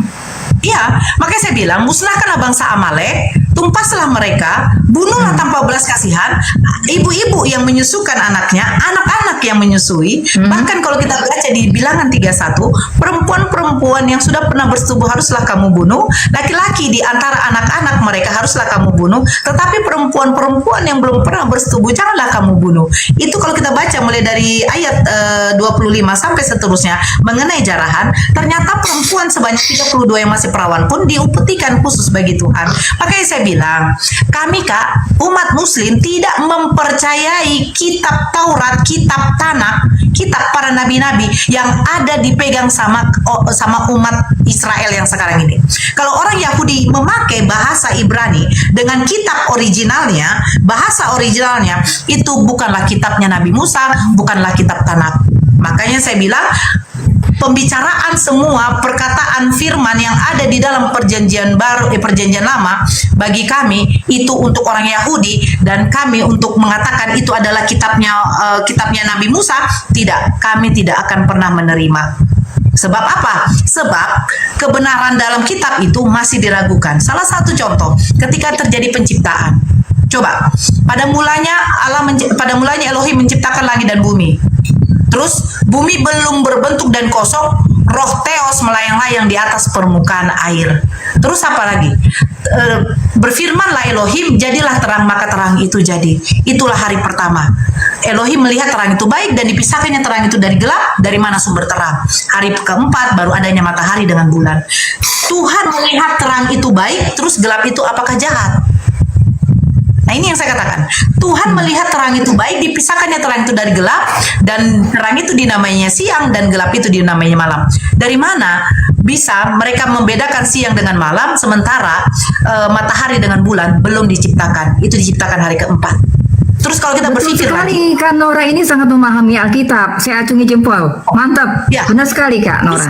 Terus katanya hari pertama, hari kedua, hari ketiga, hari keempat. Bagaimana kita bisa menentukan siang dengan malam? Hari siang sudah berganti dengan malam, malam berganti dengan siang. Kalau matahari dengan bulan, bulan belum diciptakan. Bagaimana mungkin pencatatan bisa dikatakan itulah hari pertama, itulah hari kedua, itulah hari ketiga? Makanya kalau di Al-Quran penciptaan langit dan bumi tidak dikatakan hari, tetapi masa. Masa yang dimana kita tidak tahu berapa tahunkah Tuhan menciptakan. Masa hari pertama langsung dibilang menciptakan hari pertama adalah terang, sementara matahari belum. Bagaimana bisa tahu hari pertama itu adalah hari pertama, hari kedua? Matahari dengan bulan saja belum ada diciptakan. Dulu memang tidak ada jam ya, orang memakai kompas. Tapi kalau para musafir untuk mengetahui harinya berganti, itu melihat dari matahari tenggelam dengan matahari timbul. Makanya kami tidak meyakini yang di dalam perjanjian lama adalah firman Tuhannya Musa kepada Musa. Cukup Al-Quran yang sudah menjabarkan. Makanya kalau ditanya Kristen, sebenarnya nabi di dalam Islam berapa? Nabi di dalam Islam itu ratusan. Tetapi kenapa cuma 25 nabi yang diberitahukan di dalam Al-Quran? Ya karena apa? Karena 25 nabi ini diberitahukan Allah kepada Nabi Muhammad agar disampaikan kepada kami untuk sebagai pembelajaran bahwa ada nabi dan rasul diutus oleh Allah untuk kaumnya yang dimana mereka mengingkari Al-Quran, mengingkari firman Allah dan membunuh para nabi dan menolak para nabi. Contoh seperti Nabi Nuh, Nabi Lut. Bukankah kaumnya itu dimusnahkan oleh Allah langsung? Ini pembelajaran yang sekarang sudah digandrungi oleh kaum muda. Sekarang lihat, LGBT. Maaf ya Kak, LGBT sekarang marak di luar negeri. Dan Paus Fransiskus itu melegalkan tahun 2003, menandatangani pelegalan LGBT boleh dinikahkan. Nauzubillah. Kaumnya Nabi Lut sudah mulai sekarang ini. Laki-laki dengan laki-laki, perempuan dengan perempuan. Makanya saya katakan, ya, Allah itu konsisten memperkenalkan dirinya kepada Nabi Adam sampai Nabi Muhammad SAW bahwa hanya dirinya lah yang disembah. Bahkan Nabi Isa AS pun ketika di dalam Al-Quran apa dikatakannya? Ketika ibunya ditanya, apakah engkau penjina itu? Kenapa engkau berzina? Tuduhan kaumnya Siti Maryam kepada Siti Maryam bahwa dia dikatakan seorang wanita penjina. Terus apa dikatakan Siti Maryam kepada orang-orang pada waktu menuduh dia seorang wanita penjina? Berbicara engkau kepada bayi yang dibuayan ini. Bagaimana mungkin seorang bayi bisa berbicara? Tetapi Allah memberikan mukjizat kepada Nabi Isa. Tujuannya untuk apa? Untuk menyelamatkan ibunya. Dari apa? Dari tuduhan-tuduhan yang sangat mengejikan. Dia dikatakan seorang wanita penjina. Apa katanya? Sesungguhnya aku ini adalah Abdullah, hamba Allah. Sesungguhnya aku ini adalah Abdullah, hamba Tuhan, hamba Allah. Aku diberikan kitab Injil. Semasa hidupnya dia melakukan sholat dan menunaikan zakat. Apakah Nabi Musa sholat? Apakah Nabi Isa sholat? Apakah Abraham juga sholat? Yes. Bahkan Ka'bah di sana saja, siapa yang mendirikan pertama kali? Nabi Adam alaihissalam. Ka'bah itu bukan ada pada waktu Nabi Muhammad SAW. Sebelum pun Abraham. Gini kan Nora ya. Sedikit lagi kak. Makanya saya bilang Nabi Isa, Nabi Musa, Nabi Isa, Nabi Musa, Nabi Daud, Nabi Ibrahim, bahkan nabi-nabi terdahulu itu syariat sholatnya tetap ada, tetapi berbeda. Nah, akhirnya datang Nabi Muhammad SAW, apa dikatakan dalam Al-Quran, sudah kusempurnakan agamamu untukmu. Artinya apa? Yang lalu, syariat yang lalu sudah tidak dipakai lagi. Sudah kusempurnakan agamamu untukmu. Agama apa? Agama Islam. Dengan membawa syariat baru yang diperkenalkan oleh Nabi Muhammad SAW. Makanya kalau keselamatan bagi umat Islam itu apa? Orang yang bersama-sama ruku dan sujud untuk menyembah kepada Allah. Orang yang ruku dengan sujud itu keselamatan bagi kami umat Muslim. Begitu Kak. Makanya ini kan temanya keselamatan di Kristen bagaimana? Apakah hanya menyembah beriman kepada Yesus makanya selamat? Sementara Yesus hanya untuk Bani Israel? Kalau di dalam Islam sudah pasti. Selamat di dalam Islam adalah orang yang ruku dan sujud menyembah kepada Allah. Itu Kak. Artinya apa? Orang yang menunaikan sholatnya. Begitu Kak. Silakan kakakku. Iya, kita kembali saja kepada Tuhan yang di Taman Eden. Kan dia yang menciptakan manusia. Adam dan Hawa adalah nenek moyang kita. Kita semua punya nenek moyang yang sama. Jadi sebenarnya di hadapan Tuhan ya, bagi Tuhan tidak ada bedanya kita semua. Kalaupun kemudian ya baru pada zaman Pelek, yaitu kurang lebih 5 di bawahnya Nuh ya. Jadi ketika itulah mulai terbentuk peradaban bangsa-bangsa. Nah, disitulah ya mulai ada yang namanya, waktu itu kan cuma Kanaan, ada keturunan Sem, ada juga keturunan Yafet. Mereka baru mulai terserak setelah peristiwa Babel, tepatnya di zaman Pelek. Jadi Tuhan yang sama itu ya, kalau Ibu Nora lihat, apakah Tuhan itu pernah memerintahkan sesuatu pengajaran misalnya tentang agama kepada Adam dan Hawa? Adam dan Hawa itu cara menyembah Tuhannya gimana? Apakah sudah ada agamanya? Tidak Kak. Yang dimaksud dengan penyembahan kepada Tuhan yang benar, ya maksudnya apa sih artinya menyembah Tuhan itu? Kalau dalam pengertian saya menyembah Tuhan itu adalah di dalam percaya dan dalam ketaatan. Adam menyembah Tuhan dalam bentuk apa? Dalam ketaatannya kepada setiap firman yang didengarkan. Karena sesungguhnya penyembahan yang tertinggi adalah percaya dan taat. Tidak harus melakukan misalnya bentuk-bentuk ibadah tertentu yang dilakukan oleh tubuh misalnya. Tidak, atau dibatasi ruang, atau dibatasi waktu. Tidak. Tuhan kita itu, Yesus bilang, beribadah di dalam roh dan kebenaran. Berarti lintas waktu, lintas tepat, dimanapun engkau berada. Engkau melakukan kebenaran, engkau melakukan apa yang kuperintahkan. Itulah ibadah yang sejati. Percaya dan taat adalah bentuk penyembahan tertinggi kepada Tuhan. Nah itu itu yang saya yakini dengan yang namanya menyembah Tuhan. Ya kalau dengan yang tadi, ya itu kan, ya itu sesuai dengan aturan akidah masing-masing saja. Ya, tapi Tuhan yang universal, yang pertama kali menciptakan kita semua, itu tidak pernah mengajarkan cara-cara tertentu untuk menyembah Dia. Cukup dengan percaya dan taat kepada apa yang Dia bilang. Dia suruh Adam untuk apa? Usahakanlah kan taman ini, kuasailah bumi. Memang Adam itu disuruh berkuasa. Adam itu raja bumi. Cuman masalahnya ketika Adam kalah, Adam dan Hawa kalah melawan iblis, terjadilah perpindahan kuasa. Tadinya dunia ini harusnya dimiliki Adam dan keturunannya, tapi datanglah si perecok ini. Nah disitulah iblis mulai. Nah ini yang seringkali tidak, ya kalau di teman Kristen ya, Tidak, yang mengakui keberadaan iblis, bahwa iblis itu berkuasa sejak manusia jatuh ke dalam dosa. Nah ini, makanya ketika Yesus datang ke dunia ini apa? Kan iblis dikatakan berkuasa atas maut. Untuk itulah Yesus datang mengalahkan si raja maut ini, supaya ketika manusia itu mati dan ketika manusia itu mendengar suara Yesus, ketika Yesus datang untuk yang kedua kali, semua kita akan bangkit. Ya, bangkit dari kematian. Karena sesungguhnya kematian adalah momok yang sudah menjadi, yang momok ribuan tahun. Bahkan orang-orang di Mesir apa? Mereka kan memumikan ya tubuh mereka, katanya supaya mereka itu bisa menikmati kekekalan di alam lain. Tapi ternyata apa? Ya, manusia semua dikalahkan oleh kematian. Dan hanya manusia Yesus yang mengalahkan kuasa maut. Itulah yang paling penting dari misi Yesus. Itu yang paling penting, Kak. Makanya saya percaya bahwa dia selalu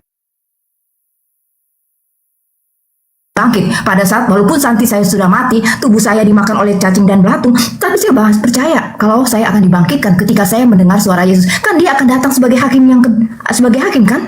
Silakan, Kanora. Ini Masya Allah ya, Bang Zuma, walaupun ya Bang, jangan intip-intip dan dengar-dengar ya Bang, masuk lagi ya Bang ya.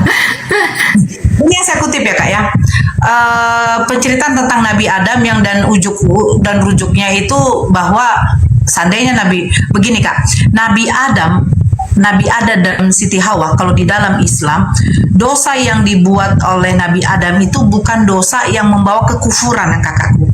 Ya, dosa karena yang membawa kekufuran, yang artinya dosa itu akan yang menyebabkan Nabi Adam itu masuk ke dalam neraka. Tidak. Itu artinya apa? Nabi Adam itu ada riwayat satu hadis yang mengatakan seandainya iblis tidak bersumpah atas nama Allah, ini saking taatnya Nabi Adam, saking takutnya Nabi Adam alaihissalam kepada Allah, saking taatnya Nabi Adam, sampai ketika iblis bersumpah atas nama Allah, dia itu percaya. Ini saking takutnya sebenarnya, saking taatnya Nabi Adam. Nah, kalau dikatakan di Kristen, Nabi Adam itu berdosa. Tapi kalau di dalam Islam, dosa yang dibuat Nabi Adam bukan dosa yang merujuk ke kufuran, yang mengakibatkan dia itu berdosa fatal. Di sini Allah itu memberitahukan kepada manusia bahwa apa? Ketika Nabi Adam melakukan kesalahan, Allah itu sesungguhnya Maha Pengampun. Bukankah Nabi Adam di situ akhirnya dia meminta ampun kepada Allah? Terus apakah Allah murka? Tidak. Memang Nabi Adam diturunkan dari surga tujuannya untuk menjadikan Nabi Adam itu khalifah di muka dunia, di muka bumi ini. Iya, berarti ada persamaan dong Kak ya. Berarti ada persamaan dong. Tadi kan saya sebut Raja Bumi. Kakak bilang apa tadi? Berarti ada persamaan dong antara kita. Ya, seperti itu. Kan seperti itu. Menjadi khalifah di muka bumi. Menjadi khalifah. Ada samanya dong ya. Menjadi khalifah di muka bumi ini agar apa? Agar manusia ini kan sudah dikatakan, tidaklah kuciptakan manusia dan jin selain untuk beribadah kepadaku. Agar manusia ini menyembah hanya kepada Allah. Bukan berarti kematian itu adalah suatu yang dimana Kristen mengatakan upah dosa adalah maut, upah dosa adalah kematian. Orang mati itu karena berbuat dosa, tidak Kak? Bagaimana anak-anak yang baru dilahirkan? Apakah dia itu berdosa? Karena sesungguhnya anak-anak yang belum balik itu fitrahnya itu masih suci Kak. Nah itu saya bilang, kalau di dalam Islam itu tidak ada dikatakan Nabi Adam itu mewariskan dosa, tapi karena Nabi Adam dan Siti Hawa, Adam dan Hawa itu berbuat dosa, akhirnya adanya kematian. Tidak. Memang tujuan Tuhan itu menjadikan Nabi Adam itu khalifah di muka bumi ini, itu sudah ada tujuan Kak. Maka yang diturunkan ke dunia. Bukan yang gak ada tujuan Kak. Bahkan kepada Adam dan Hawa di dalam Bible. Cobalah, semua buah di taman ini boleh kamu makan, tetapi buah di tengah ini janganlah kamu makan. Tuhan tahu bahwa Adam dengan Hawa akan memakan buah ini. Dan konsekuensinya pasti akan mati katanya. Dan kalau tidak dimakan, kami akan hidup kekal. Nah ini pemikiran kemana? Coba bayangkan, kalau tidak makan akan kekal. Terus apa artinya firman Tuhan mengatakan beranak cuculah kamu, penuhilah muka bumi ini dengan keturunanmu.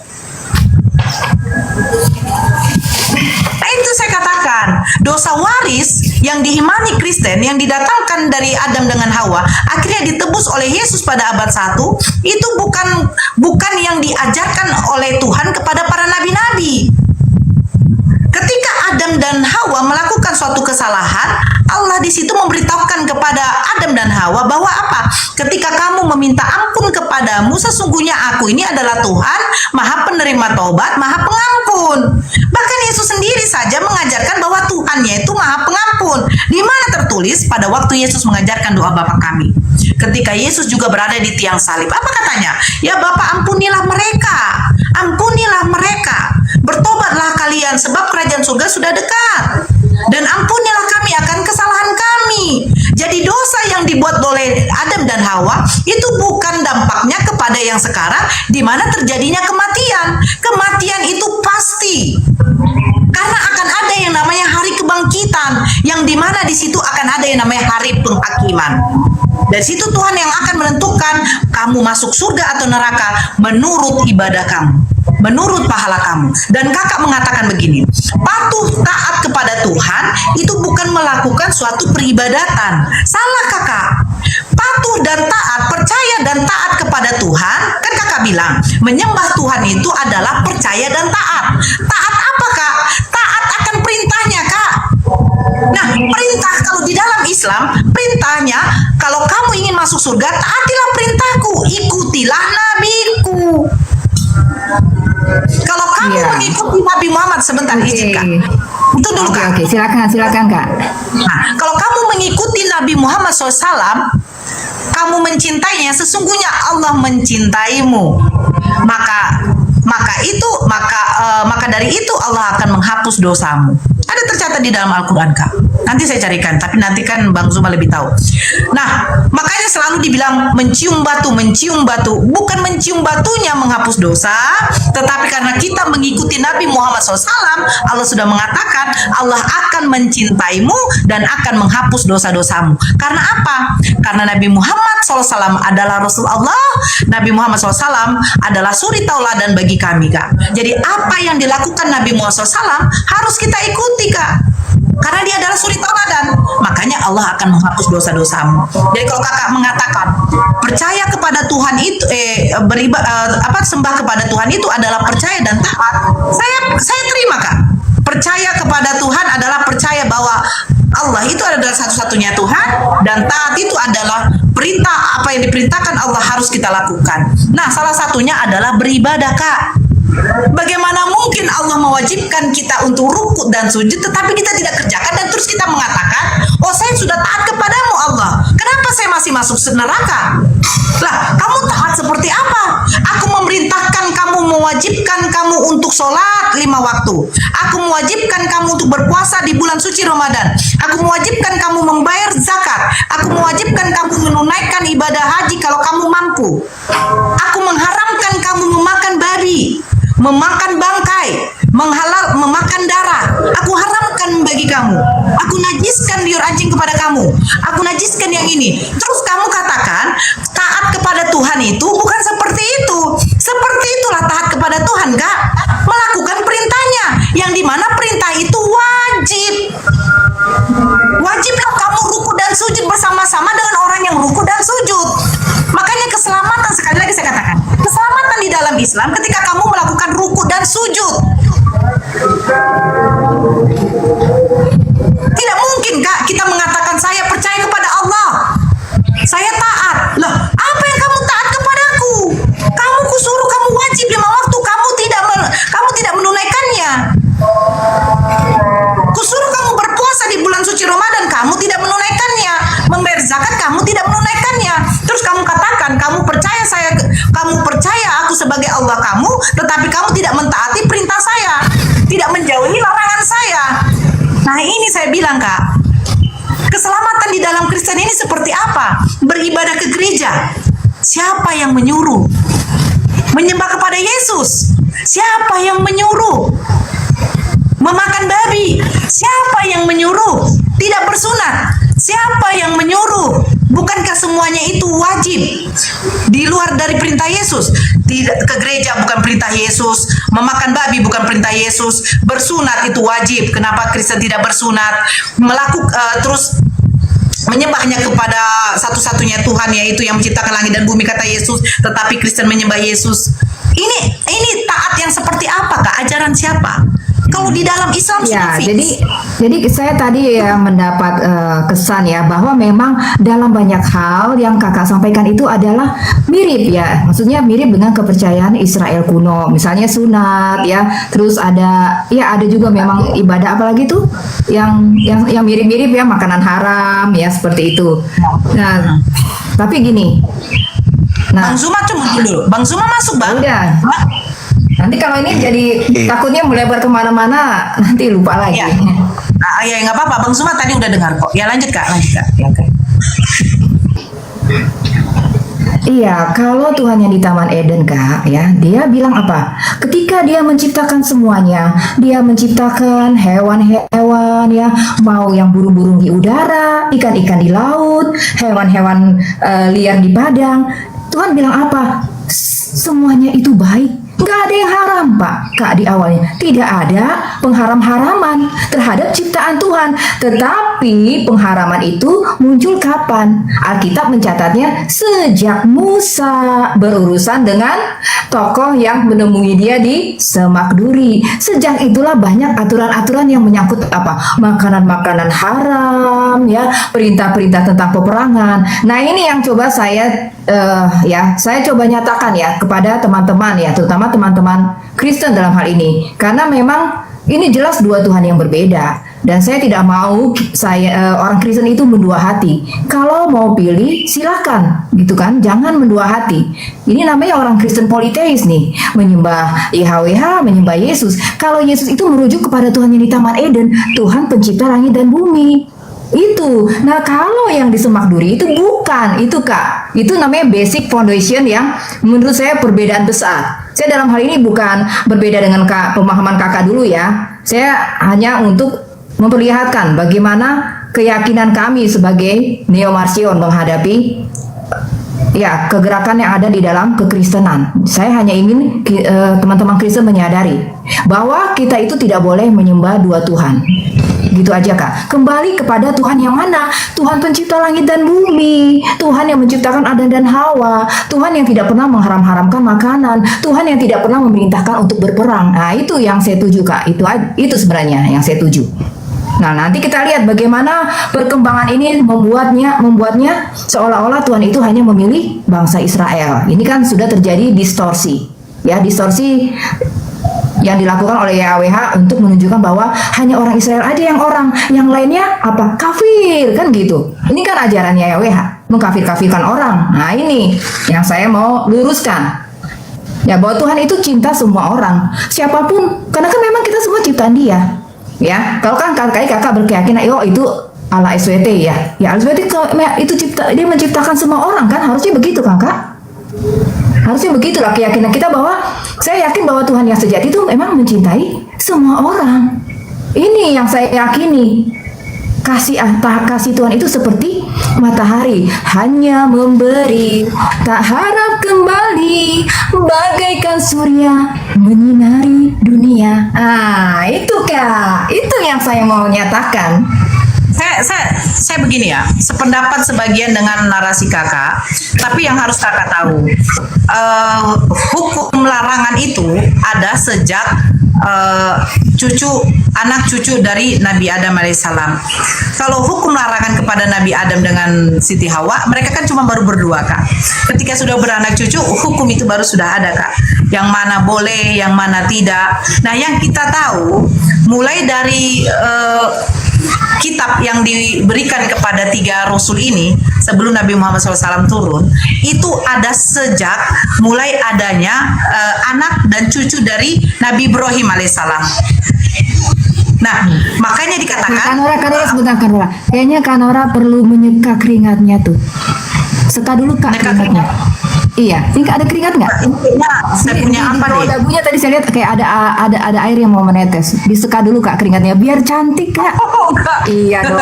Air liur Biar itu. bawah ini bisa menikmati kecantikan Kak Nora. Itu air liurnya, air liur. Bukan keringat itu. Yang gitu dong. Ini Kak Nora yang cantik ini jangan digitukan dong. Kan saya biar Ya memang liur, Bang Zuma tahu saya suka ngeces. hilang, jangan cepet-cepet hilang. Diseka dulu Kak keringatnya Kak. Oke, ya, saya sedikit lagi nanti Bang Zuma masuk ya. Nah, kita tahu pertama kitab Torah yang diturunkan kepada Nabi Musa itu kepada Bani Israel. Bani Israel itu anak dari Yakub ya, makanya Yakub nama lain dari Yakub adalah Israel. Betul. Terus kami kepada Nabi Ismail yang dimana kitab Al-Quran sebagai petunjuk bagi manusia. Nah, kalau kepada Bani Yakub itu hanya khusus. Nah, aturan, ajaran, perintah itu kepada Bani Yakub karena apa? Semua mulai cerita dari Nabi ini kebanyakan memang dari Bani Israel. Yang dimana memang Bani Israel ini terkenal tegar tengkuknya. Jadi aturan-aturan itu sudah ditetapkan kepada manusia bukan semenjak mulai adanya Bani Israel, tidak. Tetapi kenapa lebih diekspos kalau dikatakan ya, karena memang pembelajaran bagi kami ini dari ceritanya Bani Israel. Kenapa? Karena di dalam Al-Quran hanya orang Yahudi dengan Nasrani ini yang mengatakan putranya Allah itu ada. Yahudi mengatakan Uzair putra Allah, Nasrani mengatakan Isa alaihissalam itu, Isa ibnu Maryam itu putranya Allah. Tapi kalau cerita dari Nabi Nuh, mereka memang tidak beriman kepada Allah dan melakukan kemaksiatan. Seperti juga cerita Nabi Lut. Nabi Lut tidak ada dikatakan adalah putranya, padahal mereka seorang nabi juga. Tetapi Uzair, terus Nabi Isa alaihissalam itu dikatakan putranya Allah, padahal mereka jelas seorang nabi yang diutus oleh Allah. Kan begitu. Makanya kenapa hukum aturan itu paling banyak itu diterapkan kepada Bani Israel, karena memang pada zamannya di Bani Israel itu Bani Israel terkenal dengan pembunuh nabi itu. Bani Israel itu pembunuh nabi itu. Diutus siapapun nabi ditolak, dibunuh. Nah, herannya di Kristen sudahlah diutus nabi tapi dijadikan Tuhan, Tuhannya dibunuh. Iya, Israel pembunuh nabi, di Kristen pembunuh Tuhan. Nah ini Kak, makanya saya bilang gimana ya? Israel itu jelas. Mereka itu tahu Tuhan mereka itu tidak kelihatan. Tuhan mereka itu tidak bernampak. Mereka itu tidak berwujud rupa. Mereka tahu. Tapi mereka itu menolak nabi-nabi yang diutus oleh Allah kepada mereka. Nah, datang Kristen mengambil nabinya Israel, menjadikan Tuhan, Tuhannya dibunuh dengan ujuk-ujuk penebusan dosa. Nah, ini yang saya bilang kocak. Coba Bang Zuma masuk dong, Bang. Ya, assalamualaikum warahmatullahi wabarakatuh dan selamat sore. Saya ada di sini. Ya, tadi Abang sudah simak ya, Bang ya? Enggak.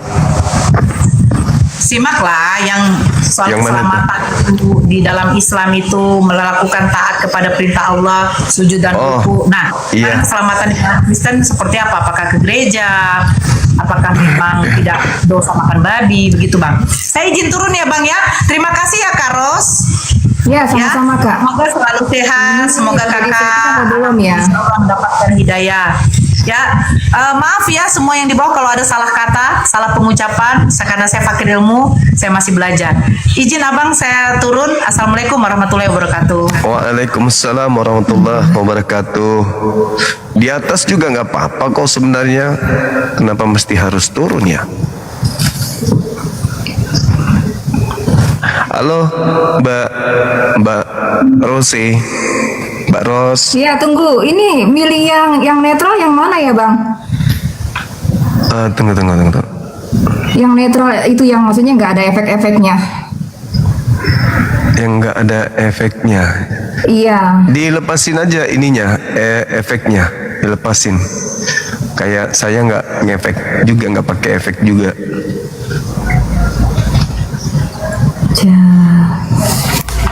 Iya.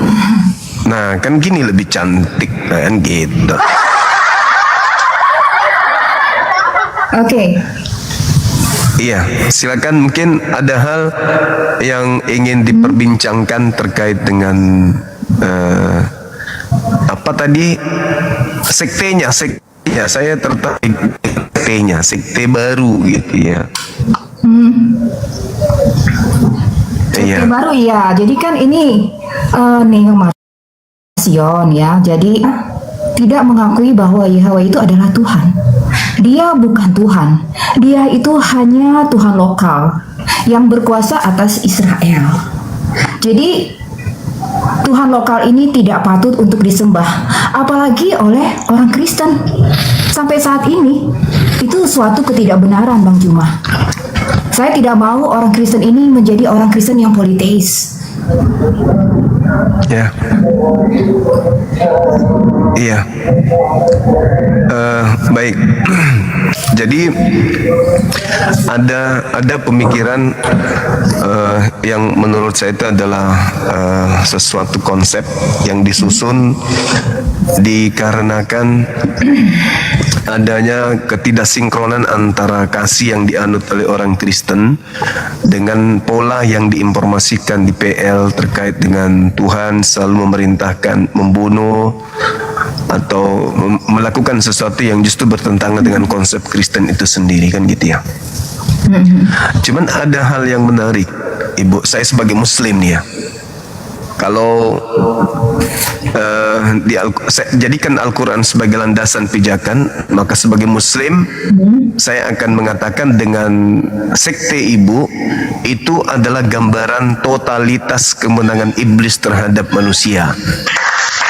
Ketika Ibu sudah menanggalkan Tuhan yang mengutus Yesus dalam perspektif kami sebagai seorang Muslim, maka itu cerminan bahwa iblis sudah 100% membuat Ibu sudah jauh dari Tuhan dengan menjadikan Yesus sebagai seutuhnya Tuhan yang sesungguhnya. Kenapa saya bisa mengatakan seperti itu? Ada dua hal. Yang pertama, kalau di Al-Quran udah jelas.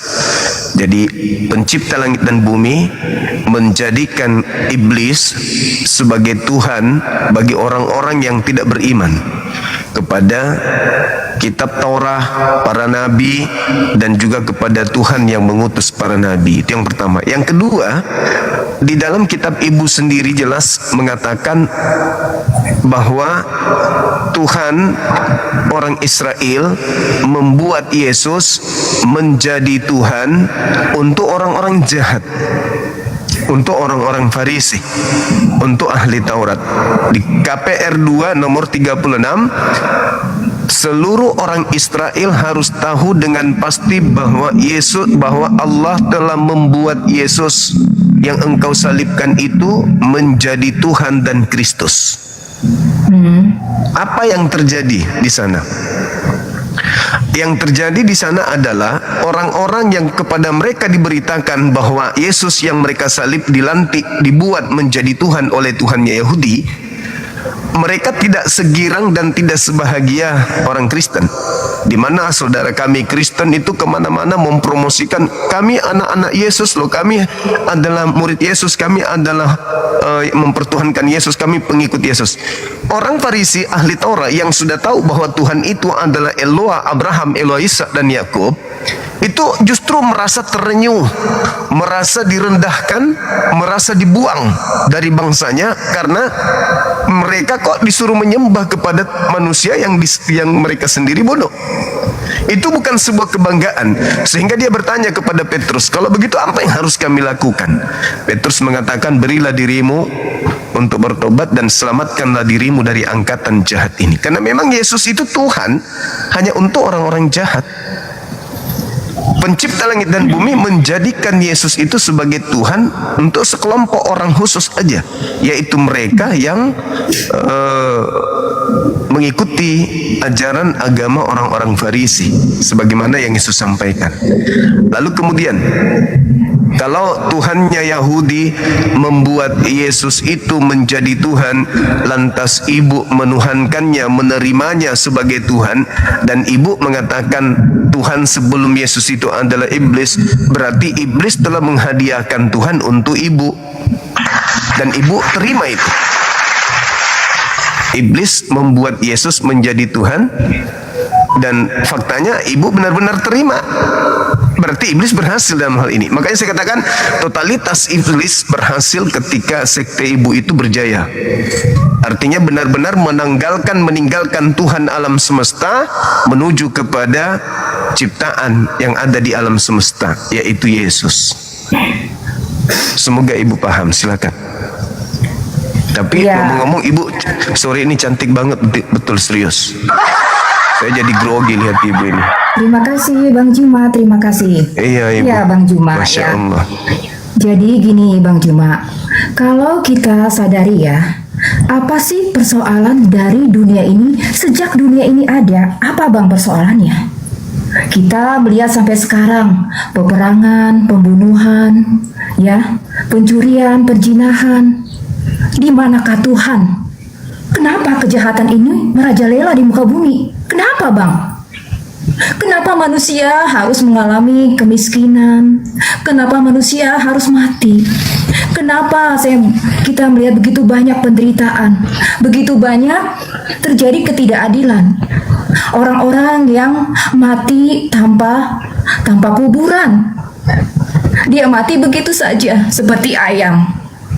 Di manakah Engkau Tuhan? Apakah Tuhan itu tidak punya belas kasihan buat orang-orang ini? Kita ini kan manusia ciptaannya Bang. Ya. Jadi sebenarnya kenapa dibentangkan ya? Ada kejadian sampai Wahyu. Nah, ini yang saya mau ceritakan Bang. Konsep tentang pelajaran tentang seluk-beluk iblis. Nah, ini yang jarang sekali diperdengarkan bahkan di dalam kekristenan, ke gereja, bahwa sebenarnya masalah kita, musuh kita itu iblis Bang, bukan manusia. Iblislah yang membuat sebuah keadaan ini, yang bahkan membuat kita mati. Karena begitu begitu Adam dan Hawa percaya kepada suara iblis, disitulah kita sudah mengalami kematian roh. Dari mana saya tahu ya kematian roh itu? Ya Adam nih, contohnya Adam. Ketika dia ditanya Tuhan, kenapa engkau melakukan hal ini Adam? Engkau makan buah yang aku larang itu. Nah dia tiba-tiba gini, Tuhan, gara-gara engkau ciptakan perempuan ini, aku jadi berbuat dosa. Padahal sebelumnya ya Bang ya, waktu belum berbuat dosa nih, Adam tidur kan. Terus Tuhan bilang gini, gak baik ya manusia ini sendirian, aku akan menciptakan penolong. Nah waktu Adam tidur, ya, terus Tuhan kan menciptakan Hawa nih dari tulang rusuk Adam. Nah ketika bayangin, Adam tidur berhadiah Bang. Ketika Adam bangun, dia hantarkan Hawa kepada Adam. Luar biasa kan Tuhan ini, dia bawa wanita ini kepada Adam. Terus Adam bilang apa kepada Tuhan? Inilah daging dari dagingku, tulang dari tulangku. Tapi ketika dosa itu hadir, omongan Adam tuh menyalahkan Tuhan. Ini bahasa Betawinya aja ya Bang ya, biar gampang dimengerti. Gara-gara Tuhan, gara-gara kamu Tuhan, nih saya jadi berdosa. Dia nyalahin Hawa, gara-gara perempuan yang kau tempatkan di sisiku. Nah inilah Bang, kelakuan manusia yang sebenarnya mendapatkan segala nikmat dari Tuhan, menjadi raja bumi, menjadi penguasa atas hewan-hewan, ya, semua diberikan Tuhan, berkuasalah atas bumi kata Tuhan. Tapi apa? Begitu dia melanggar perintah Tuhan, dia percaya kepada omongan iblis, dia makan pohon pengetahuan itu, dia nyalain Tuhan. Gara-gara Tuhan tempatkan perempuan ini, aku jadi berdosa. Nah inilah Bang, ini yang menyebabkan apa? Tuhan sebenarnya sedih sekali karena manusia lebih memilih percaya kepada iblis. Dengan segala apa yang sudah diperbuatnya, manusia lebih mempercayai iblis. Nah ini setelah itu kan kita tahu bagaimana manusia ini terusir dari Taman Eden. Manusia susah mencari rezeki, susah mengusahakan tanah. Adam, Hawa susah ketika dia bersalin. Seperti itu. Dan Kejadian 6 mencatat bahwa manusia itu kecenderungannya bang berbuat dosa. Semakin berketurunan, semakin berbuat dosa. Itu kondisi manusia. Dan setelah itu abang bisa lihat, semakin kesini, semakin manusia itu berbuat dosa. Dan iblis dalam hal ini bang, iblis itu bersuara ke dalam batin manusia. Kenapa? Ya karena manusia udah jatuh ke dalam dosa. Dia lebih gampang berbisik. Nah kenapa? Di Taman Eden kan memang kita sudah tahu ada dua pihak bang. Ada Tuhan yang berfirman, ada iblis yang berkata-kata kepada Hawa. Ada pohon pengetahuan, ada pohon kehidupan. Ada roh Tuhan yang melayang-layang, ada apa lagi? Ada kegelapan menutupi samudra raya. Jadi jelas ya bang ya, dari awal pun memang ada dua pihak ini. Nah yang saya mau tegaskan gini bang, ya bahwa sebenarnya semua ini adalah sebenarnya peperangan antara Tuhan dan iblis bang, bukan peperangan kita. Awalnya iblis ini ada di sorga, karena dia ingin menjadi sama seperti Tuhan, dia dilemparkan ke bumi.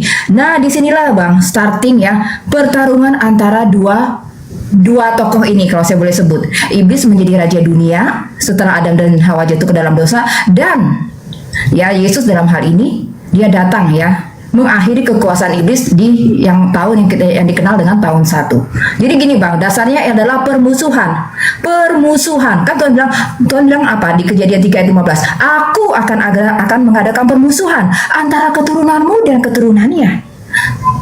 Keturunannya akan meremukkan kepalamu dan engkau akan meremukkan tumitnya. Itu apa bang artinya? Itu adalah penyaliban Yesus di Golgota. Memang benar kan? Yesus itu ketika dia mati, dia turun ke dunia orang mati bang.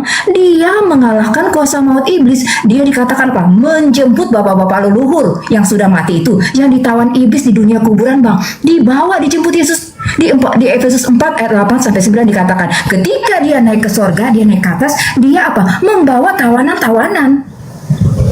Itu bang. Jadi benar, maksudnya Yesus benar-benar mengalahkan kuasa maut dari iblis. Karena di Ibrani 2 ayat 14 dikatakan gini, kenapa Yesus menjadi manusia? Karena anak-anak itu adalah dari darah dan daging, maka dia juga menjadi sama dengan mereka dan mengambil bagian dalam keadaan mereka, supaya oleh kematiannya dia mengalahkan iblis yang berkuasa atas maut. Ini bang tujuannya Yesus menjadi manusia, untuk mengalahkan kuasa maut iblis. Kok kenapa mesti jadi manusia? Kenapa pilihannya manusia? Kenapa nggak dalam kedijayaannya Tuhan yang maha kuasa, maha besar? Ya mungkin kayak Power Ranger ya Bang Juma ya. Wah kalahkan aja itu iblis. Kok susah-susah banget, kan Tuhan maha kuasa. Bener nggak? Yeah. Tapi kalau memang Tuhan seperti itu bang, Tuhan melakukan misalnya langsung semena-mena seperti itu, padahal Tuhan bilang apa? Dia maha adil, dia maha kasih, dia maha suci. Tidakkah dalam keadilannya itu dia memberikan kesempatan kepada iblis apa? Untuk apa? Ya, diberi kesempatan istilahnya untuk mempraktekkan free will-nya. Diberi kesempatan waktu kepada iblis untuk apa? Melaksanakan ide dan gagasannya. Dan sebenarnya inti dari Kejadian sampai Wahyu adalah apa? Peperangan, permusuhan antara Tuhan dan iblis. Ini yang sebenarnya nggak jelas di antara orang Kristen pun. Dipikirnya Tuhan Yesus itu sekedar datang ke dunia terus menebus kita. Tidak, dia satu hal saya katakan bang ya, di Zakaria ayat 9 ayat 11 dikatakan ada perjanjian darah antara Yesus dengan iblis. Jadi kita ini bang tawanannya iblis. Ditawan kita bang oleh iblis, dan Yesus menebus kita dengan darahnya. Makanya dalam hal ini ya, kalau abang mungkin pernah dengar ransom theory, jadi Yesus memberikan darah itu kepada iblis.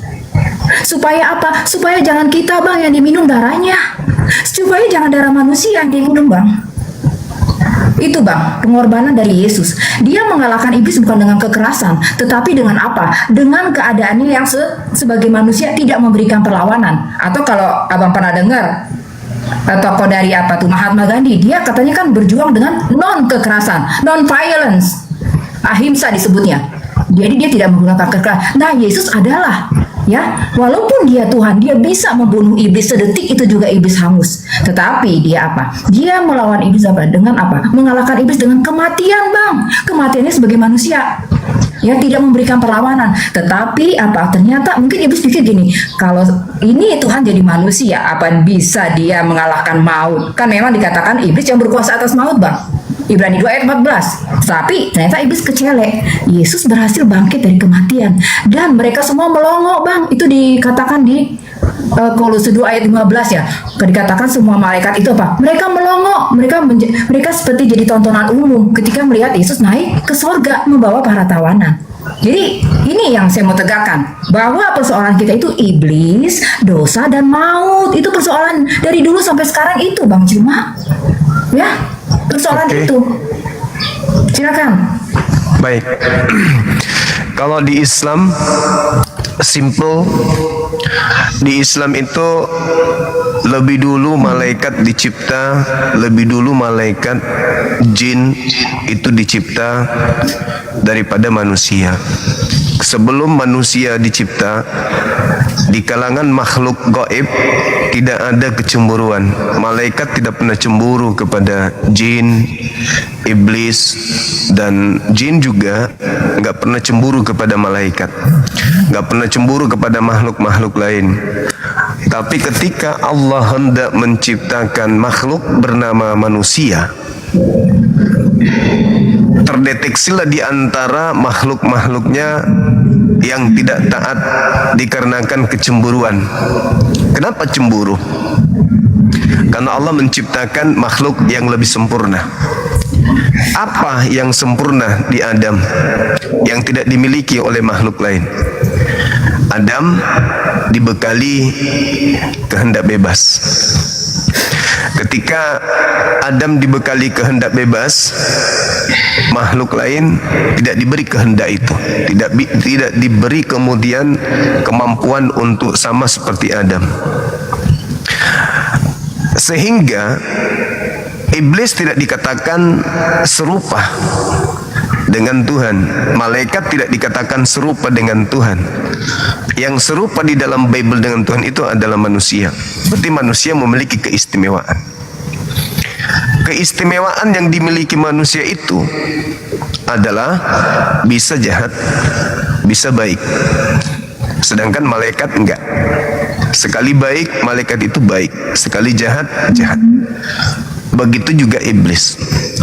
Maka ketika Allah menciptakan Adam alaihissalam, dikatakan dalam Al-Quran, wa iz qulna lil malaikati isjudu li Adam fasajadu, iblis.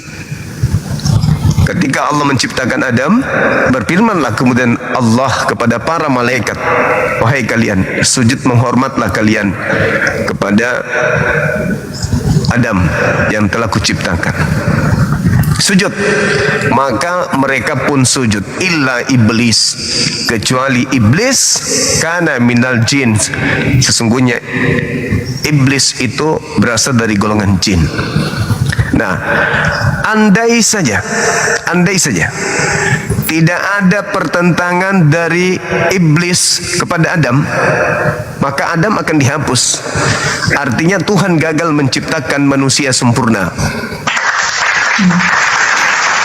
Gagal Tuhan menciptakan makhluk sempurna. Gagal Tuhan menciptakan pemimpin di atas muka bumi. Gagal. Kenapa? Karena manusia yang diciptakannya tidak memiliki tantangan.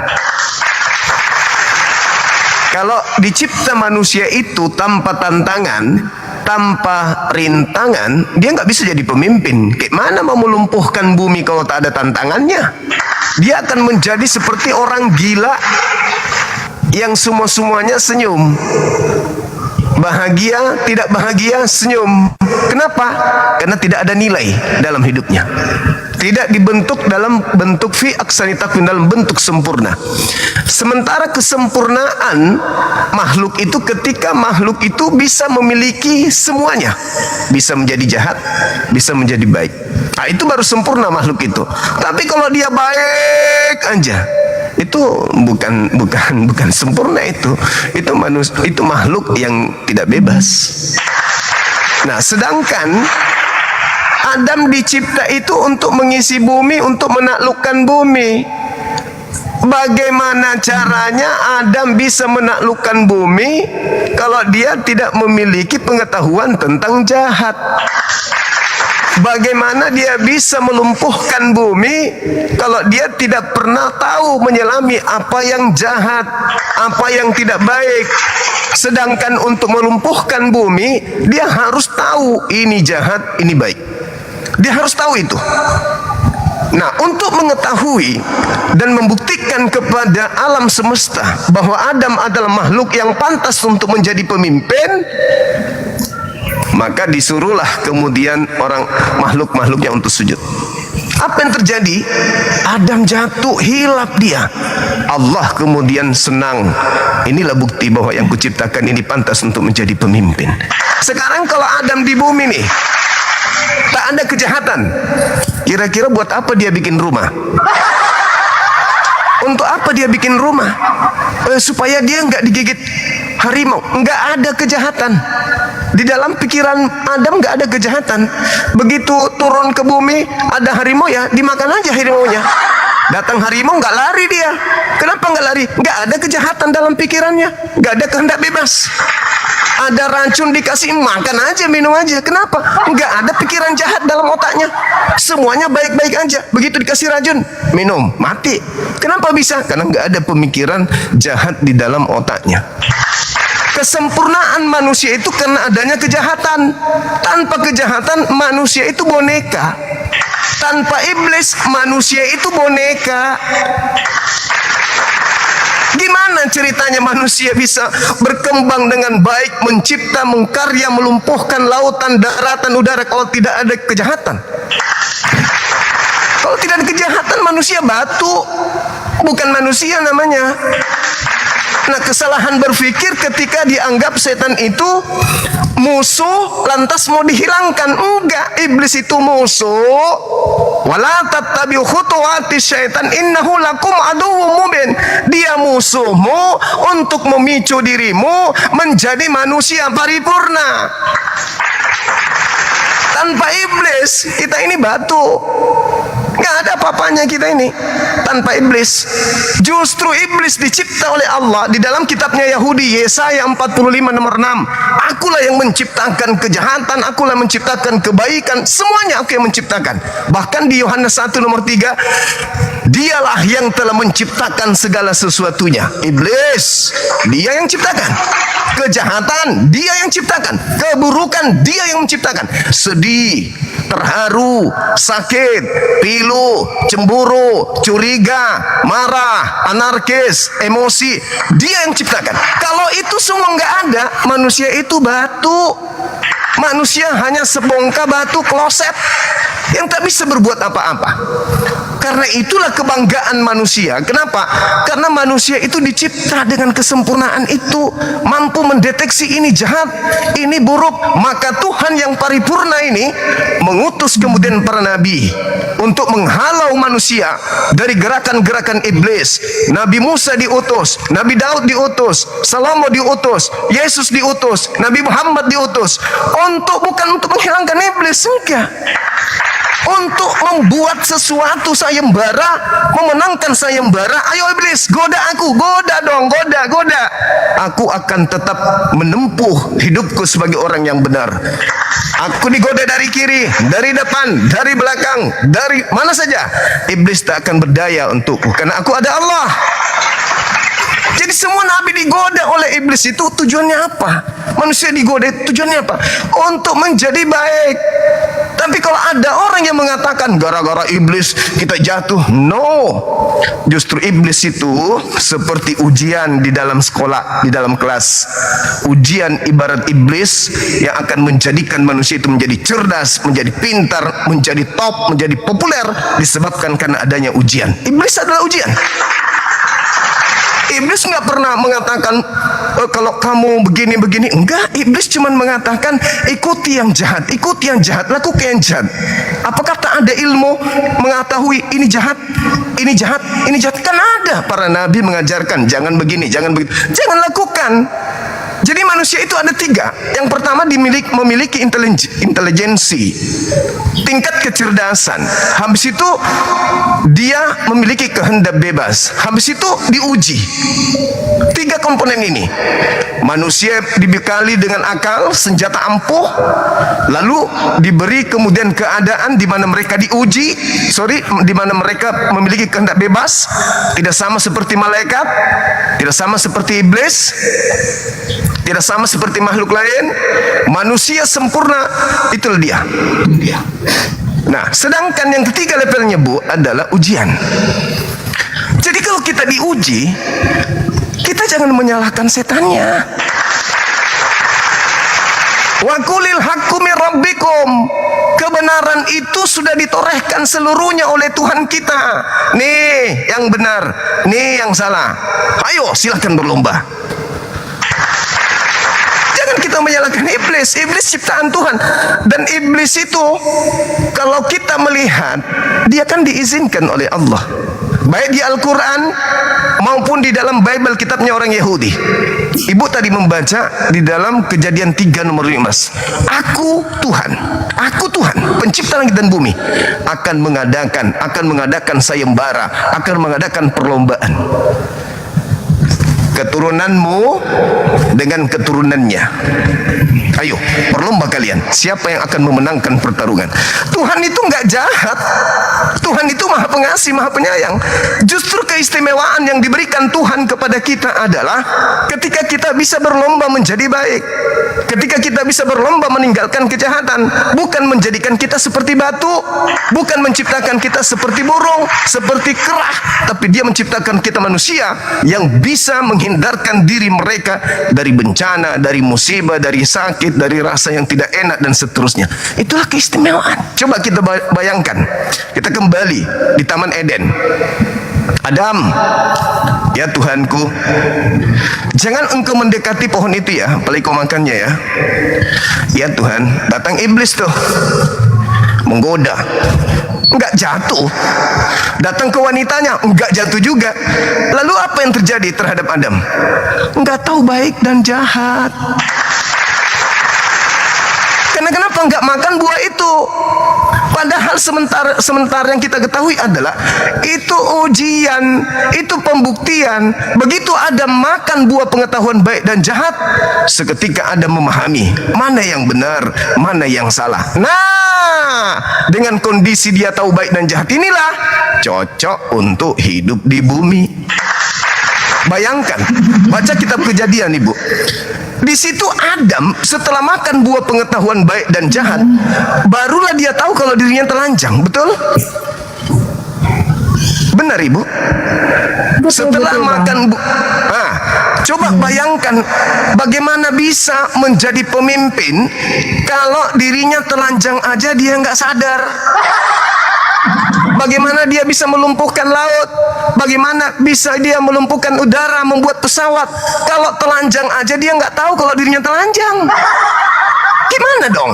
Berarti sebenarnya Adam ini ujian yang diberikan oleh Tuhan kepadanya melalui iblis untuk mencerminkan kepada seluruh makhluk. Tengok nih, Adam yang kuciptakan begitu sempurna, begitu mantap. Akhirnya turun ke bumi. Setelah dia keluar Eden menuju bumi, dia melumpuhkan dunia. Anak-anak cucunya kemudian tengoklah, besi berton, ribuan ton bisa melayang dari Indonesia ke Amerika dalam hanya hitungan jam.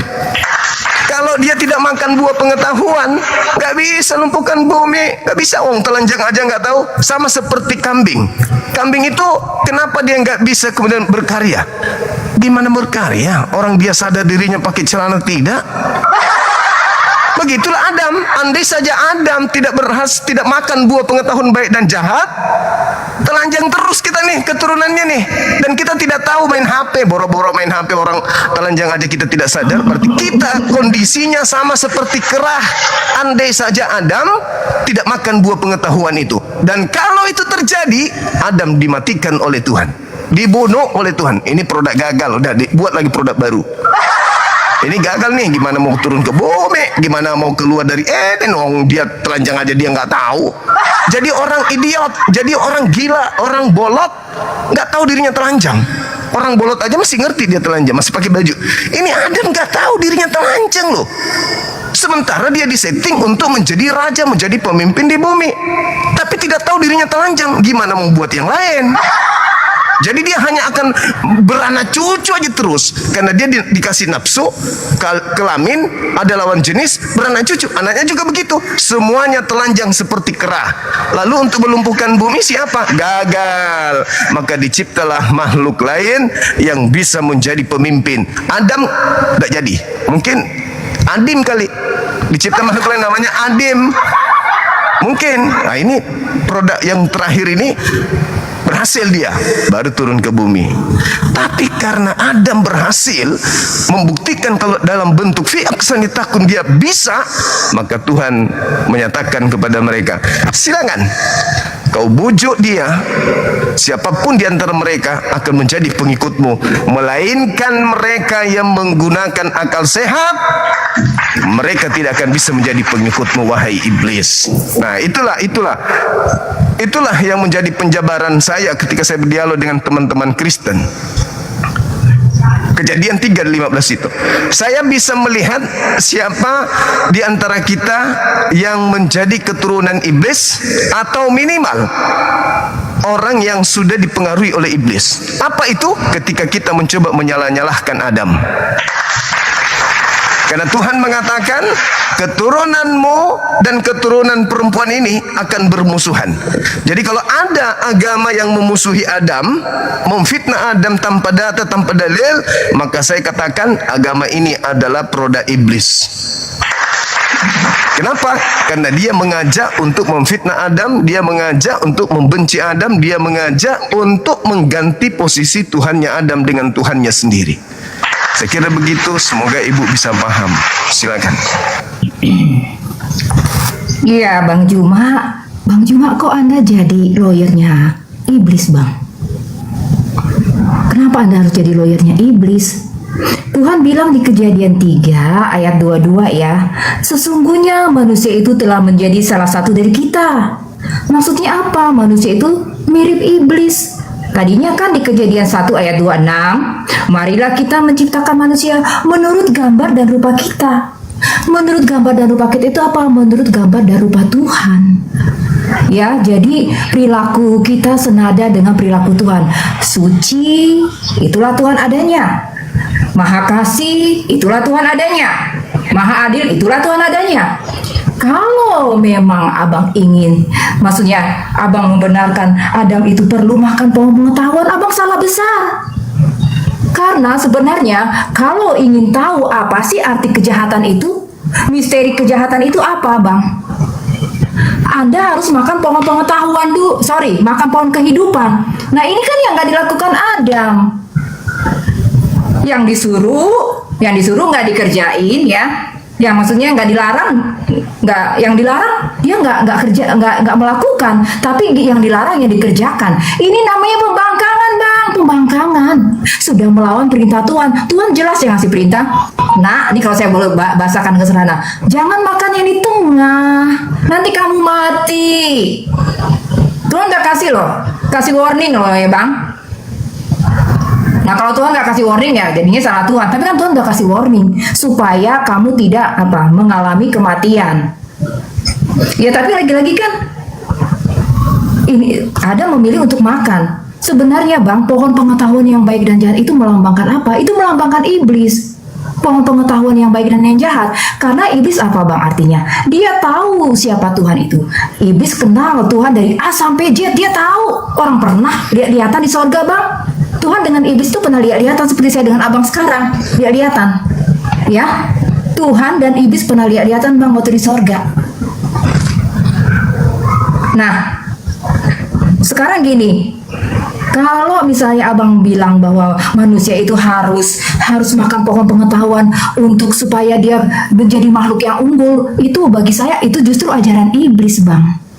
Kalau Anda mau mengenal Tuhan yang benar ya, maksudnya jalurnya itu yang benar. Jalurnya artinya dia makan pohon kehidupan dulu, baru dia akan mengerti apa itu kejahatan, apa itu misteri iblis. Jalurnya itu harusnya makan pohon kehidupan dulu, Bang. Bukan makan pohon pengetahuan dulu. Nanti di situ dia akan mengerti. Dan soal telanjang, Bang, itu kan dikatakan apa? Roma 3 ayat 23 apa? Semua manusia telah berbuat dosa dan telah kehilangan kemuliaan Tuhan. Jadi manusia itu memang ya, rohnya itu seperti kena kanker, Bang. Tadinya mereka taat kepada Tuhan, begitu berbuat dosa udah nyalahin Tuhan. Adam nyalahin Hawa, nyalahin Tuhan, Hawa nyalahin ular. Ya begitulah mereka nyalahin terus. Tuhan tuh sebenarnya kan maunya apa? Tuhan itu inginnya apa? Begitu dia kasih perintah, kita taat kepada dia, Bang. Taatnya apa? Ya jangan makan pohon itu, karena pohon itu melambangkan iblis. Kalau Tuhan itu apa? Pohon kehidupan. Kita yang sebenarnya kita diberi kehidupan, dan karena kita makan pohon itu kan kita jadi mati, Bang. Makanya Yesus melakukan pengorbanan ini untuk apa? Menghidupkan roh yang sudah mati ini. Makanya Yesus bilang apa? Kerajaan sorga itu harus lahir dari dalam batin kita dulu, Bang. Lahir baru, itu yang percakapan antara Nikodemus. Ya, Tuhan bilang gini, sesungguhnya jika engkau tidak dilahirkan kembali, engkau tidak akan melihat kerajaan sorga. Ini yang dikatakan Nikodemus. Ini berarti apa? Ada masalah ya dalam batin manusia, dalam roh manusia. Dan bagaimana supaya roh manusia ini dipulihkan, berpindah dari kegelapan kepada terang?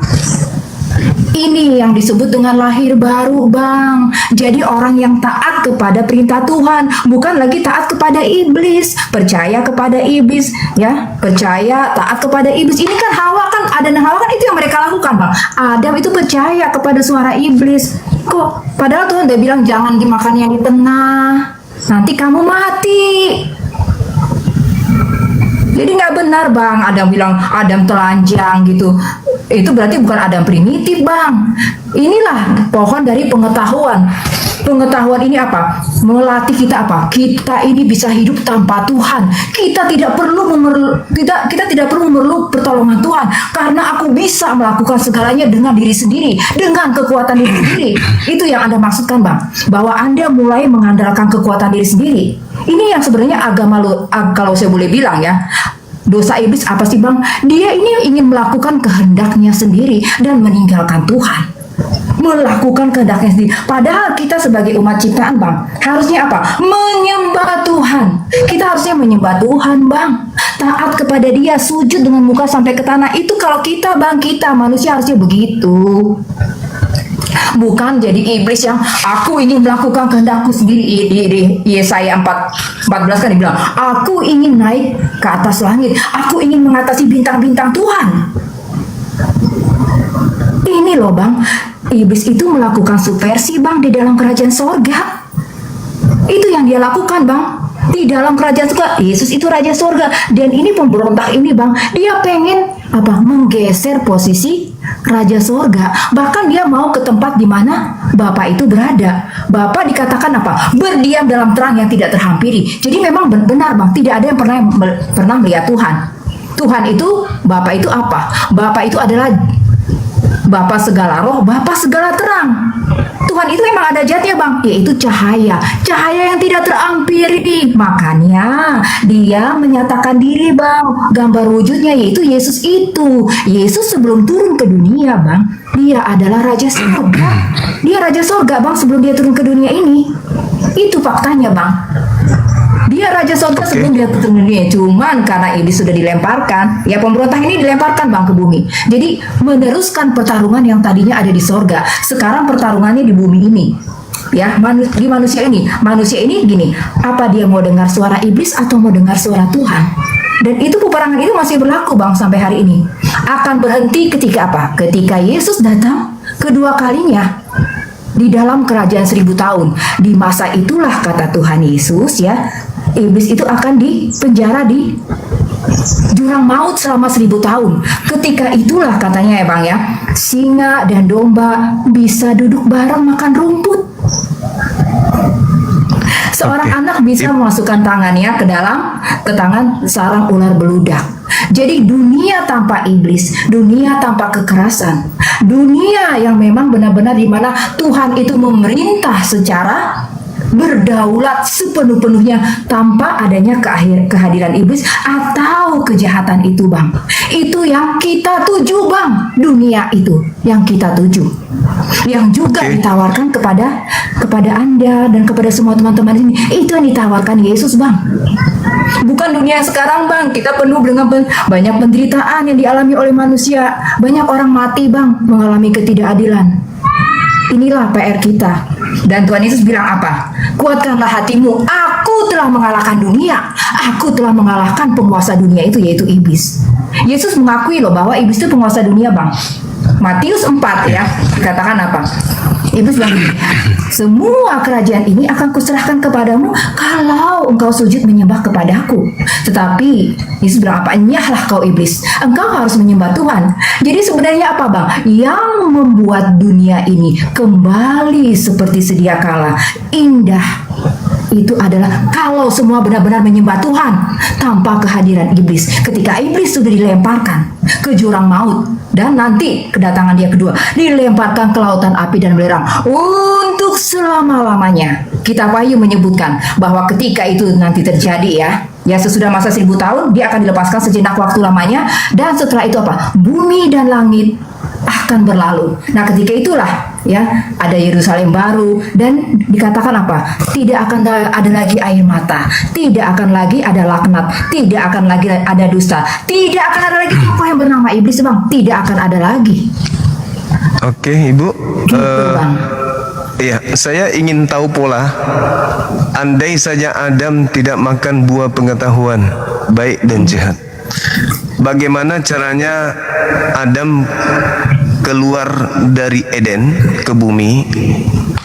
Lalu bagaimana cara dia melumpuhkan bumi, menguasai bumi? Karena kan sebelum dia dicipta, baiklah kami menciptakan Adam serupa dengan gambar kami. Untuk apa? Bukan untuk di Eden kan, tapi untuk di bumi, berkuasa atas ikan di laut, atas burung di udara, binatang di darat. Saya pingin andai saja Adam tidak makan pengetahuan baik jahat, bagaimana polanya menurut Ibu Adam ini bisa ke bumi, dan apa senjata Adam untuk menguasai bumi? Silakan. Ya, kalau Adam tidak makan pohon pengetahuan itu nggak ada masalah, Bang.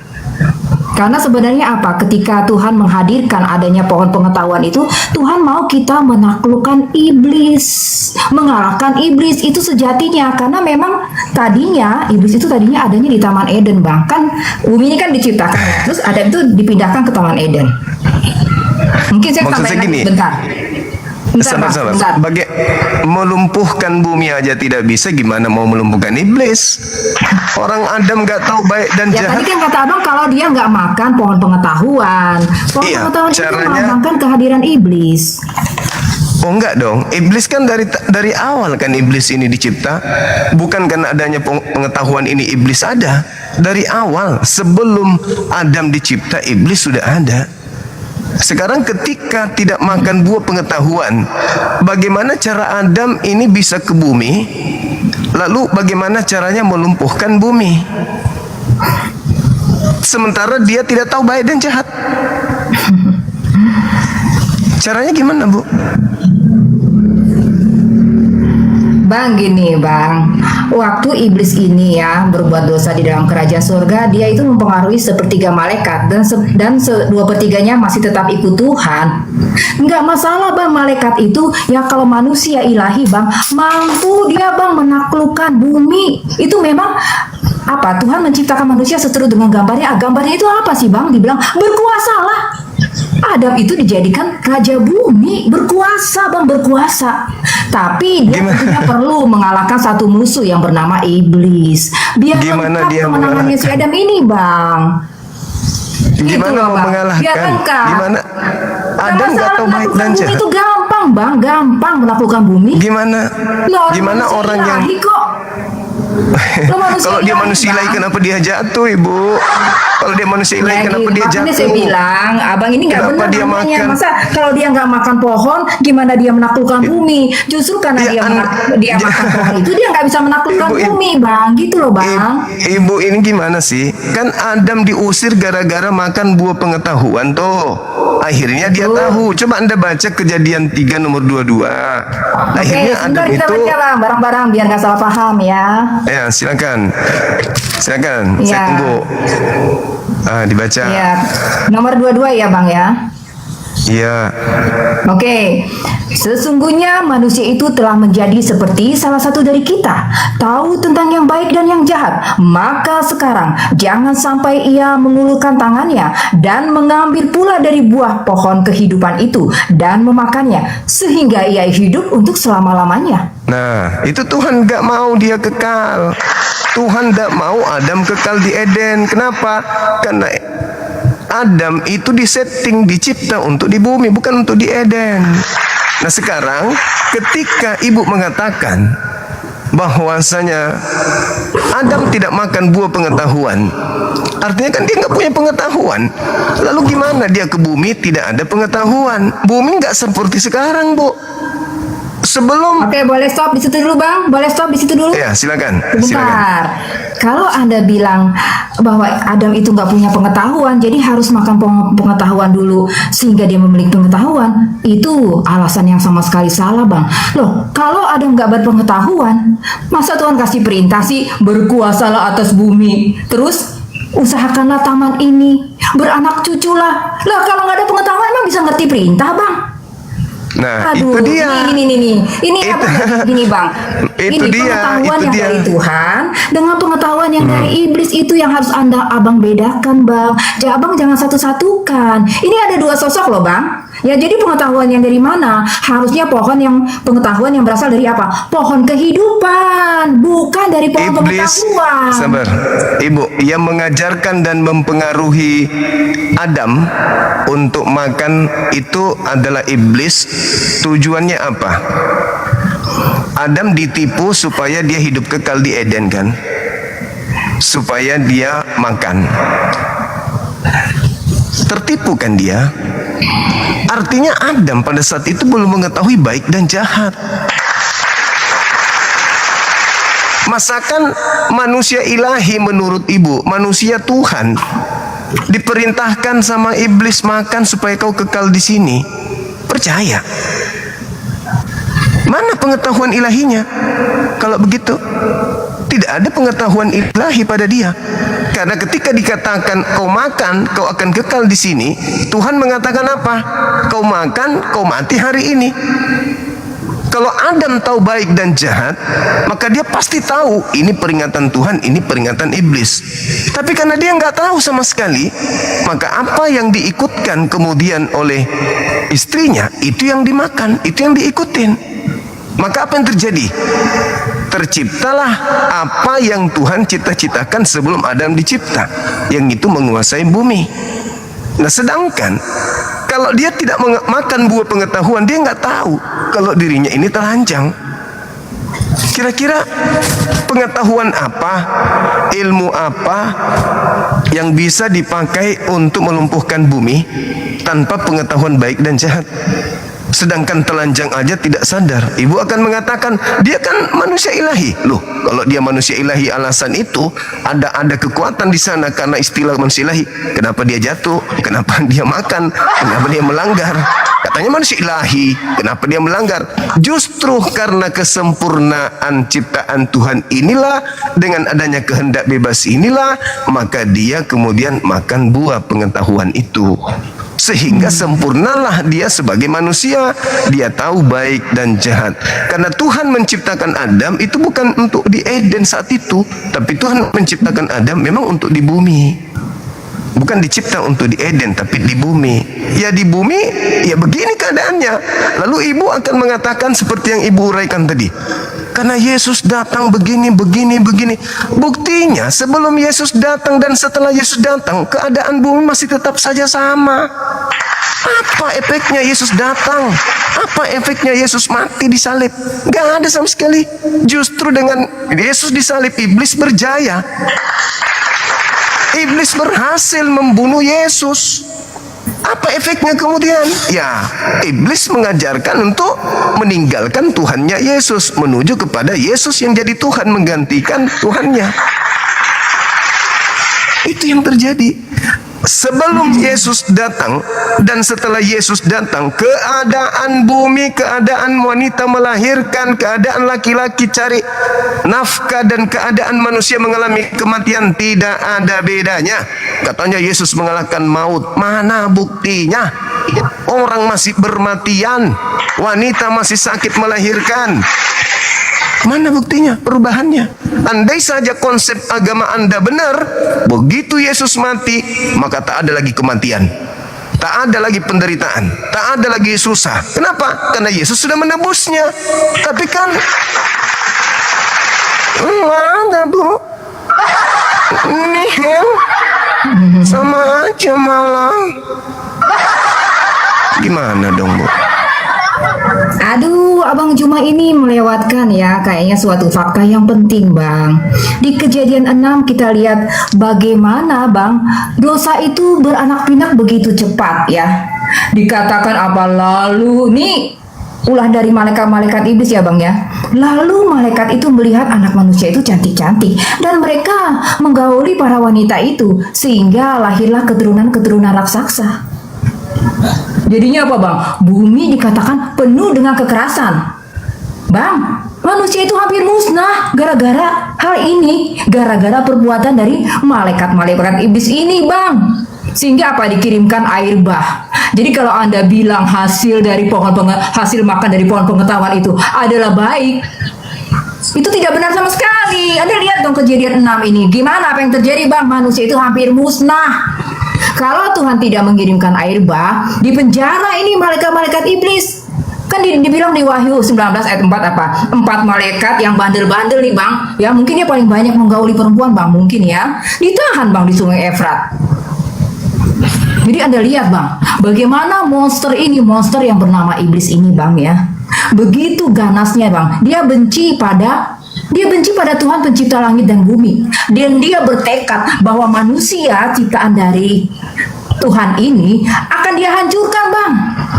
Itu loh, Bang. Itu yang hendak dilakukan oleh iblis. Ini Kejadian 6 ada puncaknya apalah. Dosa itu katanya merajalela. Bumi penuh dengan kekerasan. Manusia itu, Bang. Jadi raksasa-raksasa ini adalah apa, Bang? Pemakan daging dan peminum darah. Mereka yang sudah memusnahkan umat manusia. Jadi kalau Anda bilang, inilah prestasi yang Anda sebut dari makan pohon pengetahuan, prestasi ini, Bang, prestasi ini yang mau Anda tunjukkan ke saya. Kejadian 6 itu adalah hasil dari makan pohon pengetahuan yang baik dan yang jahat, Bang Juma. Ya, Oke, baik. Anda lihat Baik, rentetannya bahwa, bentar, Bang. Ya, jadi dosa ini, Bang ya, bergeraknya seperti apa? Tren marketnya apa sih, Bang? Beris. Mungkin kalau Abang main forex ngerti kan? Beris. Semakin berketurunan, semakin banyak dosa yang dihasilkan dan manusia semakin bejat. Oke, baik. Itulah, Bang. Akhirnya terjadilah peristiwa air bah untuk menahan dari apa yang dilakukan para monster ini. Itu, Bang. Oke, Jadi itu tidak baik. benar kalau Anda bilang pohon pengetahuan itu adalah untuk membuat manusia itu cerdas. Bohong. Itu tipu daya iblis. Kita bisa, Bang, tahu, kita bisa kok maksudnya hidup dengan pengetahuan yang tinggi. Kita orang kan makhluk ilahi, Bang. Nggak masalah. Dosa ini loh yang membuat kita bangkrut, Bang. Dosa yang membuat kita bangkrut sehingga kita tidak lagi apa? Kita nggak berkemampuan. Kalau Adam sebenarnya kalau dia nggak berdosa, kemampuan itu setara dengan malaikat, Bang. Nggak ada masalah. Mungkin tinggal istilahnya nih ya, istilahnya yang mungkin ya. Ini sekedar tafsir saya. Tinggal simsalabim, Bang. Karena kan memang Tuhan menciptakan segala sesuatu dengan firman ya. Apa susahnya, Bang, kalau dengan kuasa Tuhan? Tapi dosalah yang membuat kita jadi apa? Menempuh perjalanan melata, harus nyangkol tanah, harus menempuh perjalanan yang berliku-liku sehingga baru bisa makan, baru bisa mencari pengetahuan. Itu, Bang, hasil dari dosa, Bang. Jadi pohon pengetahuan itu adalah pohon yang jahat sebenarnya. Bukankah Yesus sudah nebus itu semua? Harusnya makan pohon kehidupan. Kalau makan pohon kehidupan, kita bisa sakti, Bang, seperti malaikat.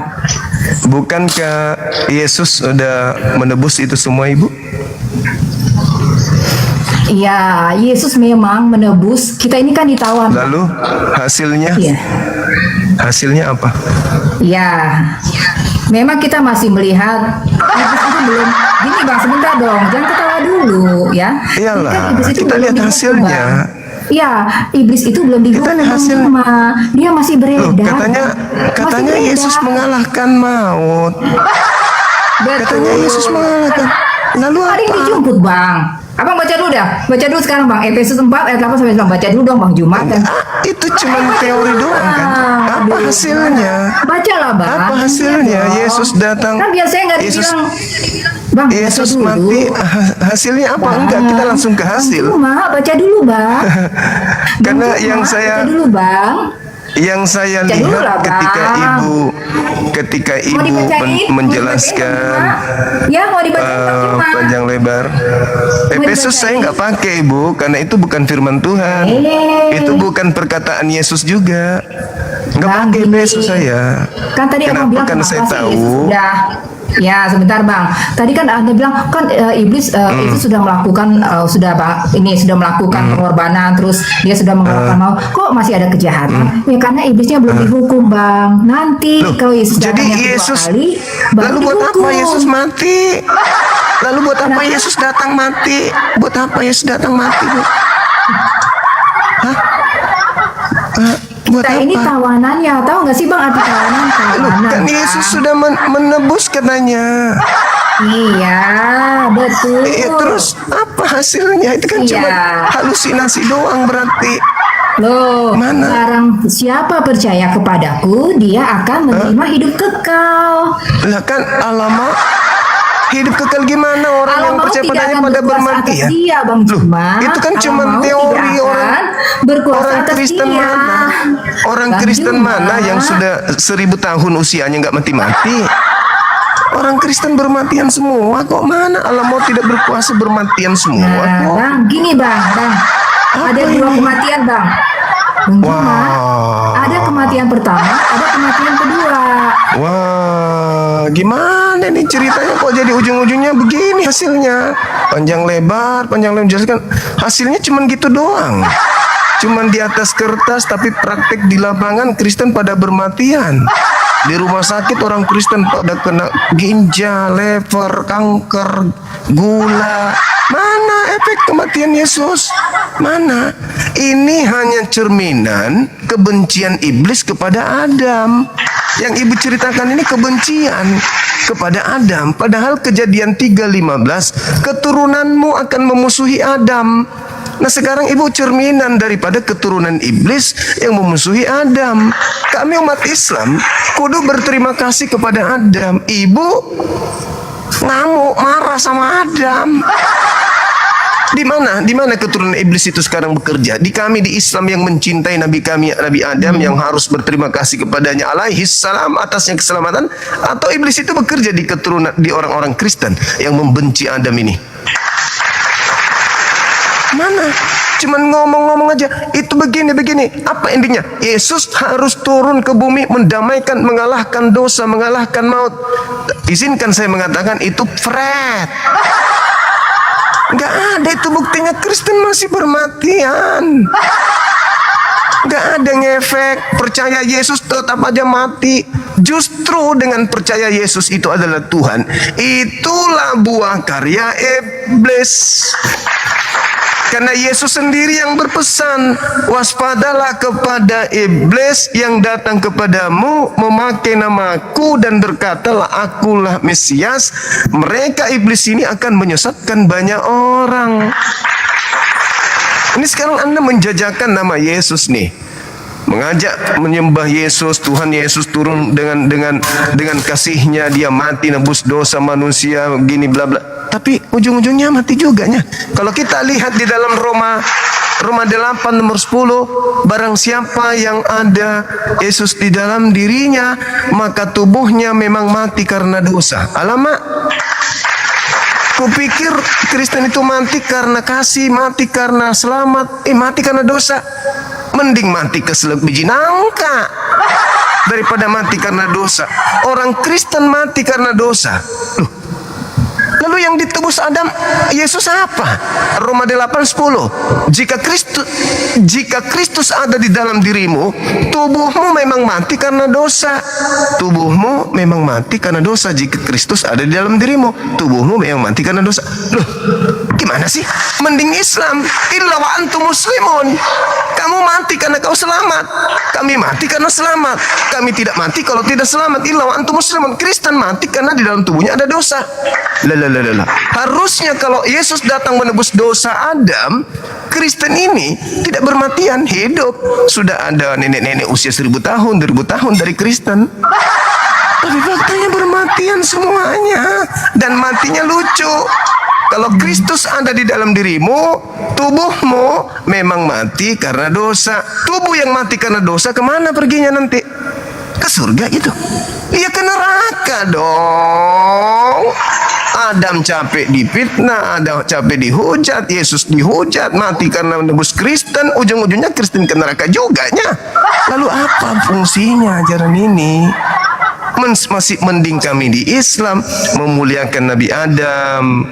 Adam jatuh karena lalai, hilap, lupa. Al-Quran surat Taha ayat 15. Lalu kemudian fatalaqqa Adamu min rabbi kalimatin fataba alaih. Adam kemudian bertaubat dan diampuni dosanya oleh Allah. Kemudian Adam dan turunannya diberkati. Kejadian 1:28, Kejadian 5 nomor 2, Adam dan keturunannya laki perempuan diberkati oleh Tuhan. Lalu mana dosa waris yang dari Adam itu mana? Udah habis bang, dilalap sama Yesus, darahnya Yesus. Berarti yang percaya mati salib itu enggak mati dong? Enggak dong, karena dia, oh enggak Bang Suma, kematian itu ada dua bang, kematian jasmani dan kematian rohani. Gimana itu ibu yang cantik? Endingnya dulu dong. Endingnya ya, Yesus enggak. Bang Juma yang ganteng. Iya, ibu yang cantik. Bang Juma ya. Jadi memang Tuhan, kita ini memang akan mati juga bang, semua akan mati manusia. Ya bisa karena sakit penyakit, bisa karena sudah tua. Ya memang begitu bang. Kodratnya manusia semua akan mati. Tetapi ada kematian kedua bang namanya. Nah di saat penghakiman terakhir itu kan Yesus, kita ini akan dibangkitkan kembali. Kalau orang benar akan dihakimi untuk apa? Untuk ya masuk dalam kerajaan sorga. Nah kalau orang yang tidak benar ya dihakimi dan akhirnya ke lautan api dan belerang bersama-sama dengan iblis. Begitu bang. Ya jadi memang kalau barang siapa yang percaya kepada Yesus itu memang akan menerima hidup kekal. Itu bukan sekedar janji, tapi memang suatu kenyataan bahwa kita akan hidup kembali ketika kita mendengar suaranya. Saya baca dulu ya bang ayatnya, boleh kan? Boleh. Boleh silakan ibu. Tetapi yang benar ialah bahwa Kristus telah dibangkitkan dari antara orang mati sebagai yang sulung dari orang-orang yang telah meninggal. Sebab sama seperti maut datang karena satu orang manusia, demikian juga dibangkitkan orang mati datang karena satu orang manusia. Karena sama seperti semua orang mati dalam persekutuan dengan Adam, demikian pula semua orang akan dihidupkan kembali dalam persekutuan dengan Kristus. Tetapi tiap-tiap orang menurut urutannya. Kristus sebagai buah sulung, sesudahnya mereka yang menjadi miliknya pada waktu kedatangannya. Apakah kita ini milik Yesus atau tidak? Ini yang akan menentukan kebangkitan kita nanti dari antara orang mati. Itu kata Yesus, itu yang saya imani Bang Juma. Oke. Gitu loh. Baik. Bang Juma. Baik. Jadi gini Ibu, kalau konsep yang Ibu bacakan barusan gitu ya. Itu kan bukan ucapan Yesus itu. Itu kan ucapan Paulus itu kan. Nah sekarang kalau misalnya ucapan Paulus ini kita dudukkan sama seperti ucapan ular yang datang kepada Adam, menjanjikan di depan, akhirnya apa? Disepak dari Eden. Menjanjikan keselamatan di depan, akhirnya apa nanti? Diusir oleh Yesus. Enyahlah daripadaku, aku tidak mengenal kalian, kalian semua pembuat kejahatan. Kenapa? Karena pola yang ibu bangun Sama seperti polanya Paulus, menjadikan kemudian orang di luar Yahudi untuk menuhankan kepada Yesus Kristus ini. Padahal Yesus ini Tuhan yang dibuat oleh Tuhannya Yahudi. Sekarang kalau kita main data, saya lebih percaya dengan ucapan-ucapan Yesus aja daripada ucapan Paulus yang murid-muridnya dilarang untuk percaya Paulus. Itu jelas tuh. Jadi kalau Oke, sebentar Bang Juma, saya boleh tahu dalam hal apa Anda menyalahkan Paulus? Poin-poinnya apa Bang? Silakan. Oke, baik. Ketika kita berbicara tentang Bible, Yesus sebagai tokoh yang diutarakan di situ. Di Bukit Zaitun, Yesus berkumpul dengan muridnya di Matius 24 sampai 33, data dari 1 sampai 33, Matius 24 itu. Di situ nggak ada Paulus, hadir di situ nggak ada Paulus di situ. Cuman murid-muridnya yang 11 duduk bersama dengan Yesus di Bukit Zaitun. Lalu murid bertanya, "Guru, apa tanda kedatanganmu?" Kan Yesus sudah mau pergi nih, udah mau terangkat dia. Apa bukti kedatanganmu? Yesus tidak pernah menceritakan aku akan datang, tanda-tandanya keluar dari kubur pada hari ketiga. Itu nggak ada Yesus mengatakan begitu. Yang Yesus katakan adalah, tanda kedatanganku seperti kilat yang menyambar dari timur sampai ke barat. Semua mata akan memandang aku. Semua mata akan memandang aku. Matahari menjadi gelap, bulan tak bercahaya, bintang-bintang berjatuhan, kuasa langit berguncang. Aku akan nampak di tengah langit, seluruh manusia melihat aku, seluruh manusia akan meratap.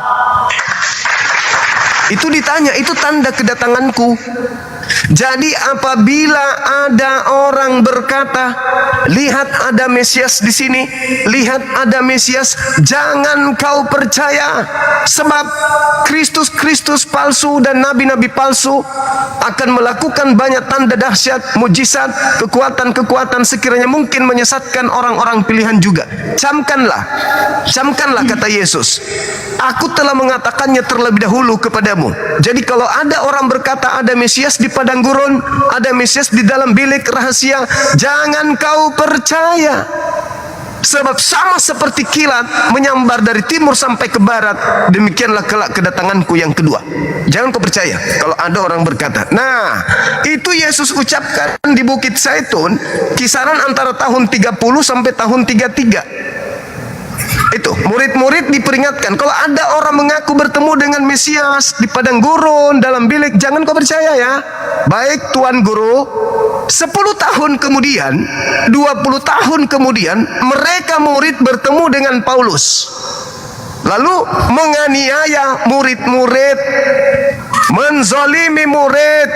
Habis menganiaya, menzolimi murid, datang lagi mengaku, aku bertemu dengan gurumu ketika aku ke Damsyik loh. Aku bertemu dengan Yesus ketika aku di penjara sampai aku menulis 4 kitab di dalam penjara loh.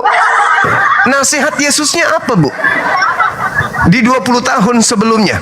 Percaya nggak kalau ada orang bertemu dengan aku, ngaku bertemu? Nasihat Yesusnya percayai atau jangan percayai? Kan nasihat Yesus jangan percaya. Tiba-tiba bertemu dengan Paulus, 20 tahun kemudian Paulus mengaku tuh, aku bertemu dengan gurumu lo, ada gurumu lo datang kepadaku.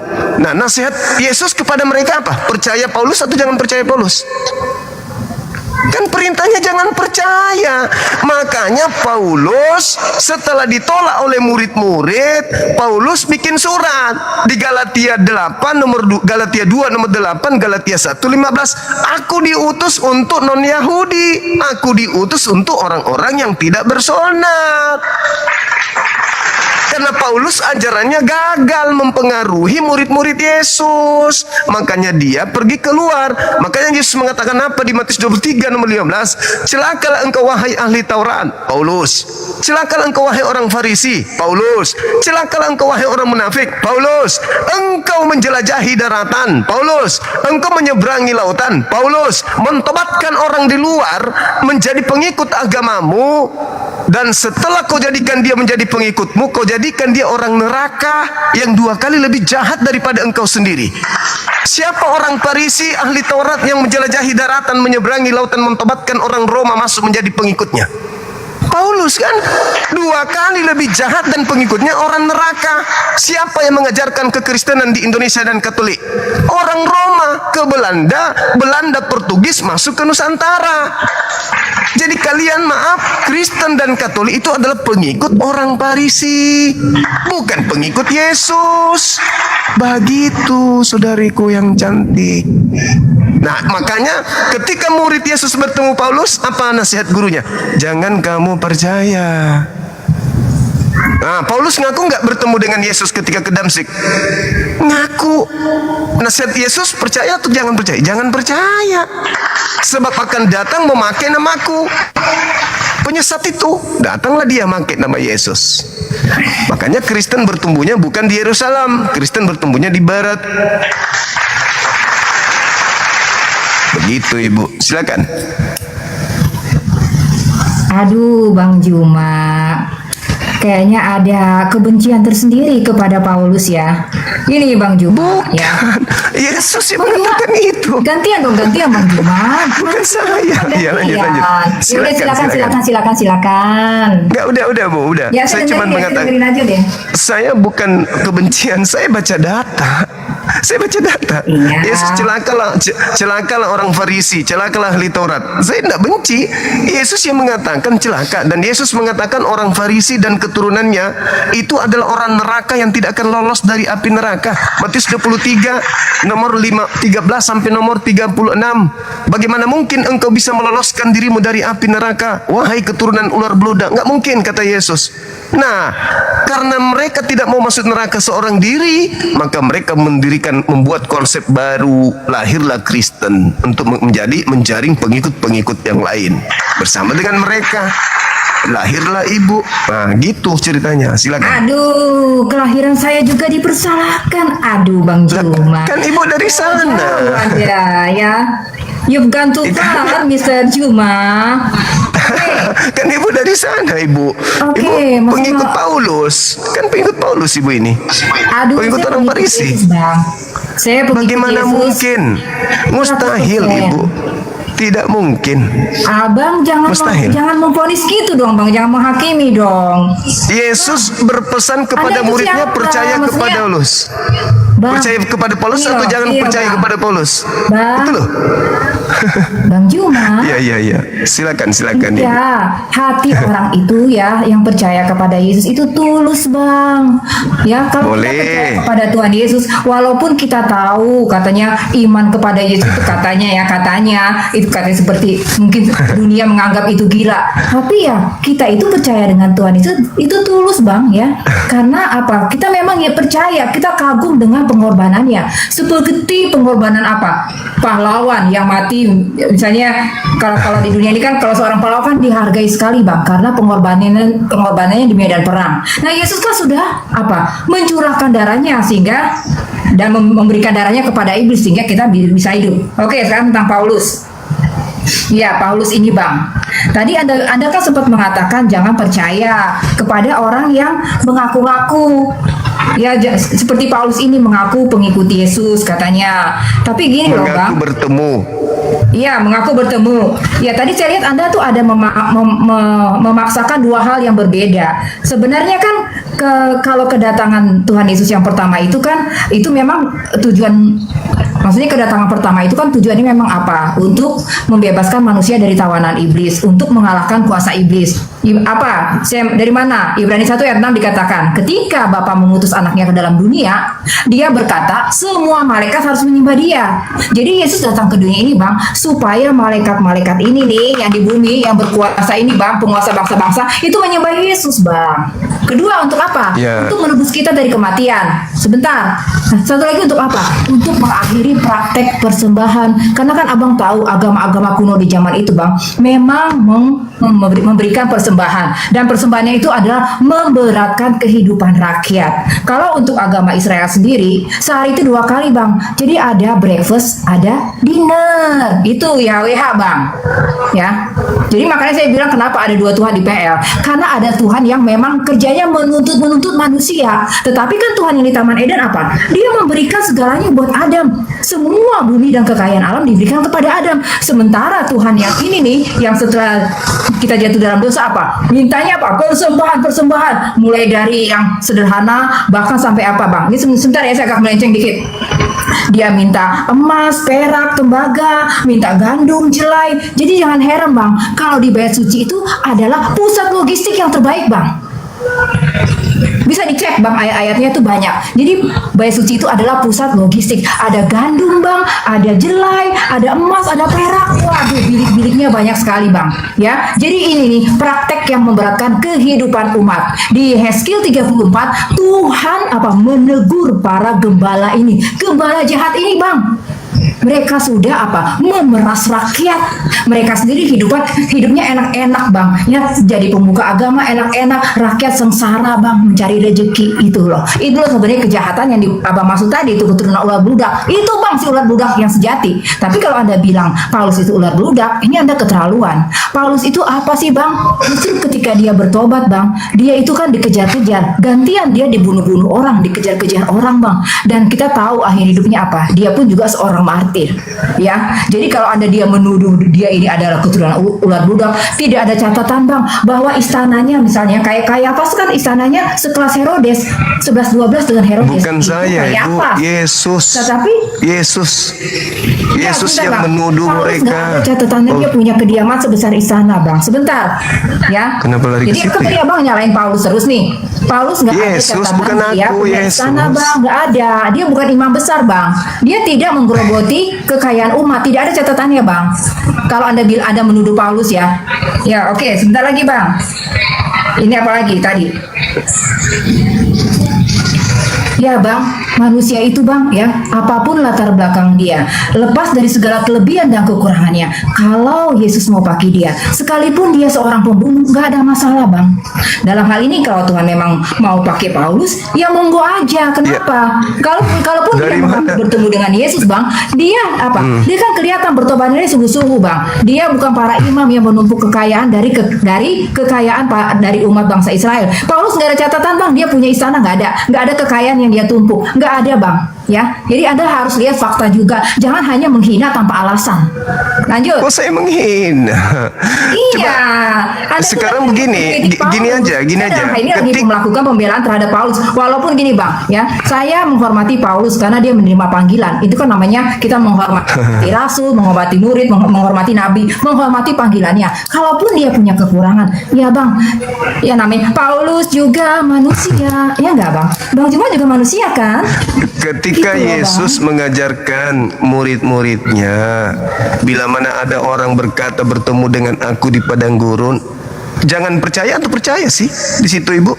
Itu untuk ronde yang kedua, Bang, second coming. Nah, kenapa Bang, jadi kayak itu gitu? Kok dia the second coming, Bang Juma, jangan campur-campur dong. Loh, Ibu yang mencampur-campurkan kan? Sih, Bang. Yesus Itu Yesus berpesan. Kita sedang menuju ke sana nih, Bang. Loh, kenapa jadi Ibu yang merasa? Ini kan nasihat Yesus kepada muridnya yang 11 orang. Kenapa Ibu yang merasa?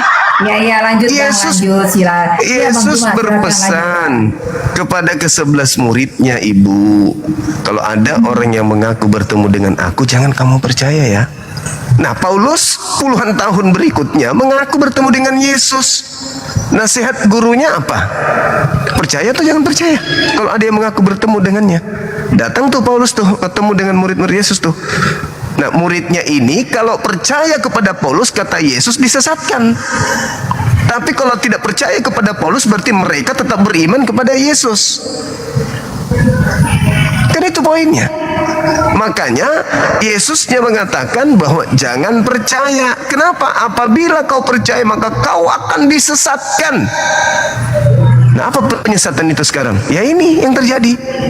Yesus dituduh Tuhan lah, Yesus dituduh penebus dosa lah, segala macam hukum Taurat itu dianggap sampah lah, Tuhan yang ada di Taurat dibilang iblis lah, Adam dianggap sebagai pencetus dosa waris lah, dan segala macam. Itu fitnahan-fitnahan yang muncul setelahnya. Nah, sekarang kalau Yesus mengajarkan muridnya jangan percaya, ya muridnya nggak percaya, makanya keturunannya sampai hari ini nggak menjadi Kristen. Kristen itu bertumbuh di kerajaan Roma. Dan wilayah-wilayah yang dijajah oleh Kekaisaran Romawi harus tunduk kepada kebijakan gereja pada saat itu, hingga sampai ke kerajaan Belanda, Portugis, sampai ke Indonesia. Inilah yang terjadi sama ibu dan teman-teman yang lain, karena percaya kepada Paulus. Murid-murid nggak percaya. Karena itu nasihat Yesusnya. Tadi kalau kita mengatakan apa yang tertuang di dalam data Yohanes 3:16, percaya Yesus tidak binasa, melainkan memperoleh hidup yang kekal. Berarti kalau percaya Yesus, ya jangan percaya kepada Paulus. Itu intinya. Percaya Yesus sama dengan jangan percaya Paulus. Karena Yesus melarang, apabila ada orang berkata ada Mesias di sini, ada Mesias di bilik, ada Mesias di gurun, jangan kamu percaya. Kalau percaya dengan Yesus, ya jangan percaya dong. Mau dia mengaku rasul, mau dia bertemu dengan Yesus, mau dia bertemu dengan Tuhan, mau dia mengaku dari surga, jangan percaya. Begitu Ibu. Ibu percaya kepada Paulus kan? Ya sudah, silakan. Tapi murid-murid dinasihati jangan percaya. Dan saya lebih percaya Yesus. Ketika dia melarang jangan percaya Paulus, ya jangan percaya dong. Kalau percaya Yesus kan memperoleh hidup yang kekal, tidak binasa, ya percayalah. Apa untungnya percaya Paulus? Yesus kan udah cukup ajarannya. Ngapain percaya Paulus lagi? Nasihat Yesusnya jangan percaya, jangan percaya. Begitu Ibu. Oke, udah? Oke, udah Ibu. Ya Bang Juma, saya itu percaya kepada Yesus. Di dalam membaca Alkitab, saya memprioritaskan Injil. Injil ya, keempat Injil, lalu disusul dengan surat-surat para rasul, para murid ya. Disusul terakhir kali adalah PL. Begitu saya cara menyusun prioritasnya. Nah, kalau tadi Anda bilang Paulus itu mengaku-ngaku sebagai apa? Sebagai ini Paulus itu kan cuma berjumpa, Bang. Dia tidak mengaku dia Mesias. Nah, dalam hal ini Bang Juma itu mencampur adukan ya. Ya, jadi framing ada tuh mencampur adukan framing, Bang, sebenarnya. Paulus itu nggak ngaku dia Mesias, Bang. Dia hanya mengaku bertemu. Mungkin saya bacakan boleh, Bang? Silakan. Oke, saya bacakan ya. Ini Kisah Rasul 26 sebenarnya ayat 15. Tetapi aku menjawab, siapa engkau Tuhan? Kata Tuhan, akulah Yesus yang kau aniaya itu. Tetapi sekarang bangunlah dan berdirilah. Aku menampakkan diri kepadamu untuk menetapkan engkau menjadi pelayan dan saksi tentang segala sesuatu yang telah kau lihat daripadaku dan tentang apa yang kuperlihatkan kepadamu nanti. Aku akan mengasingkan engkau dari bangsa ini dan dari bangsa-bangsa lain, dan aku akan mengutus engkau kepada mereka. Untuk apa? Untuk membuka mata mereka supaya mereka berbalik dari apa? Dari kegelapan kepada terang dan dari kuasa iblis kepada Tuhan. Supaya mereka oleh iman mereka kepada Yesus, ya, kepada diriku, kata Yesus, memperoleh pengampunan dosa dan mendapat bagian dalam apa yang ditentukan untuk orang-orang yang dikuduskan. Bang, jelas ya di sini ya, Paulus tidak mengaku Mesias. Kalau yang tadi ada frame itu itu golongan yang ngaku-ngaku dia Mesias, dia ngaku Yesus, Bang.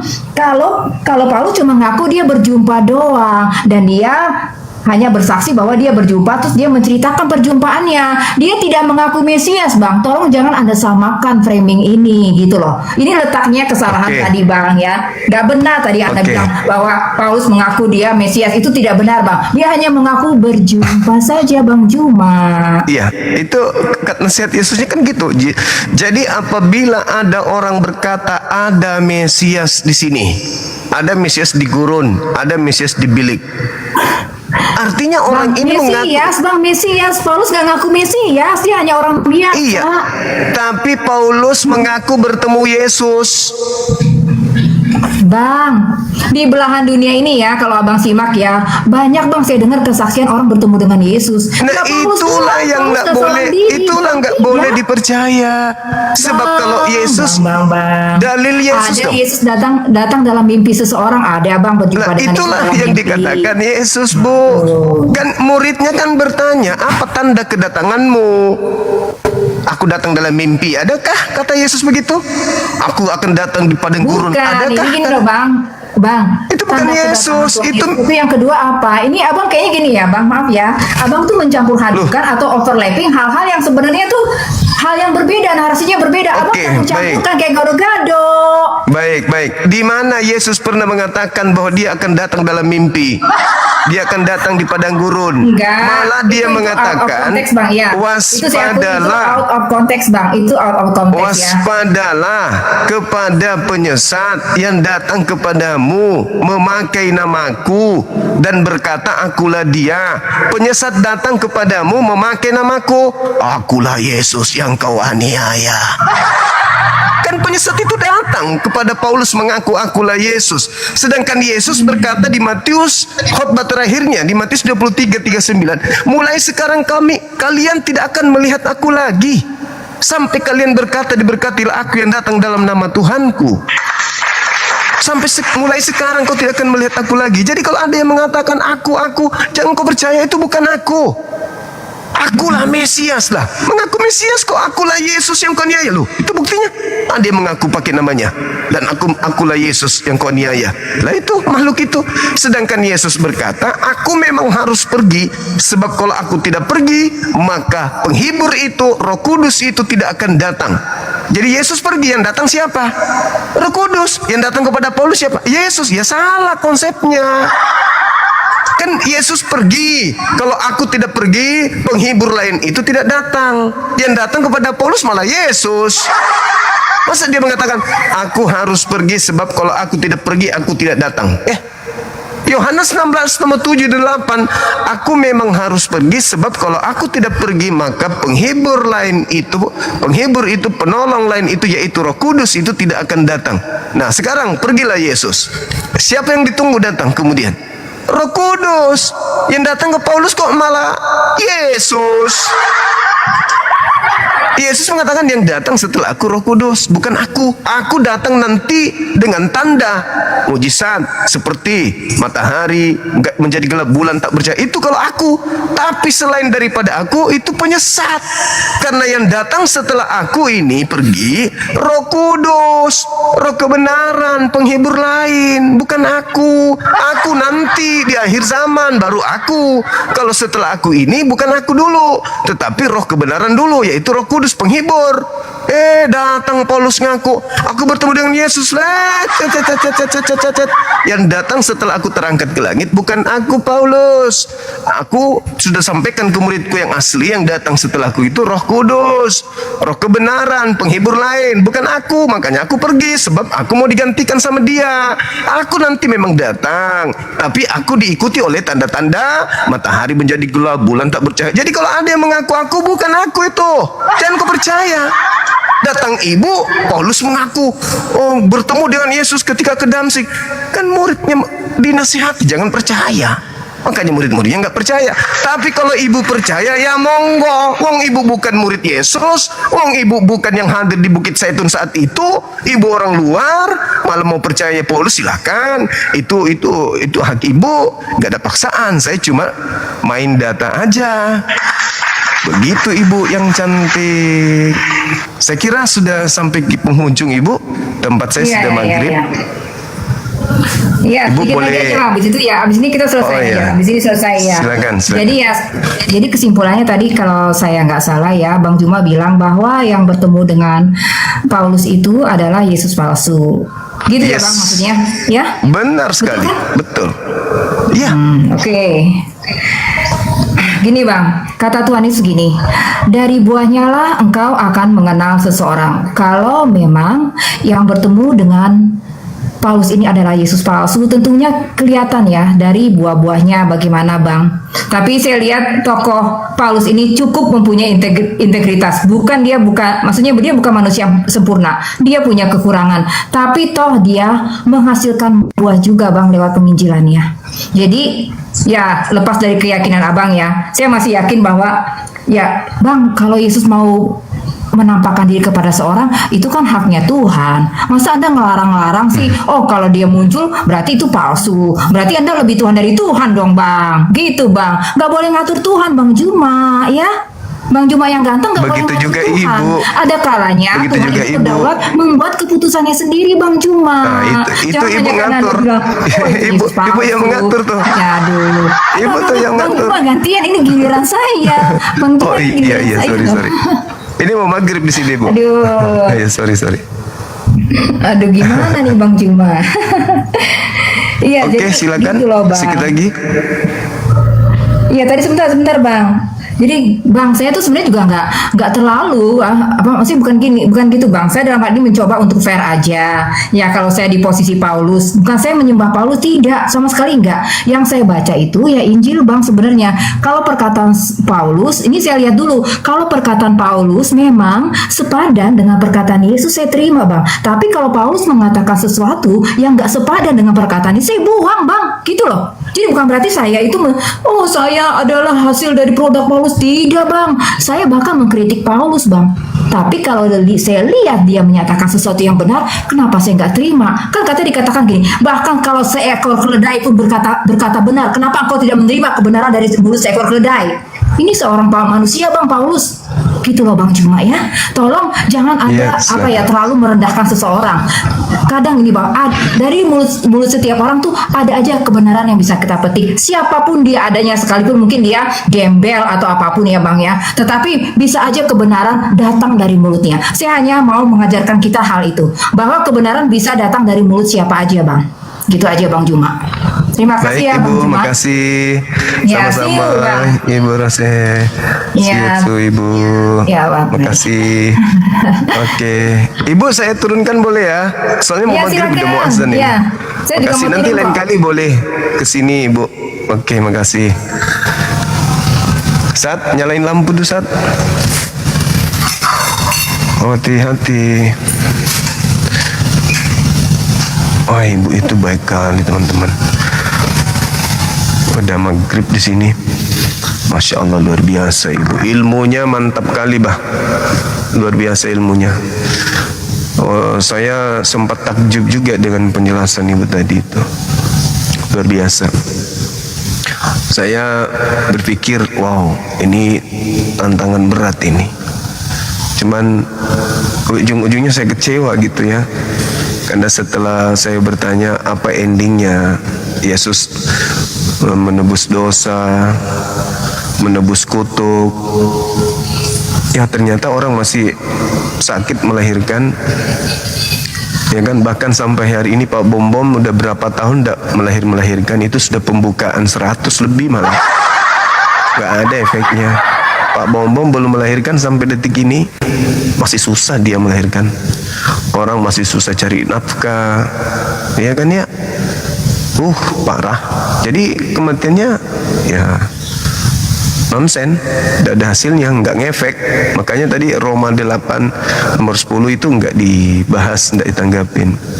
Terus terkait dengan Paulus, ya mungkin mana orang Yesus mengatakan jangan kau percaya, mau dia baik ke, mau dia buruk, jahat, bakeke, ya nggak urus.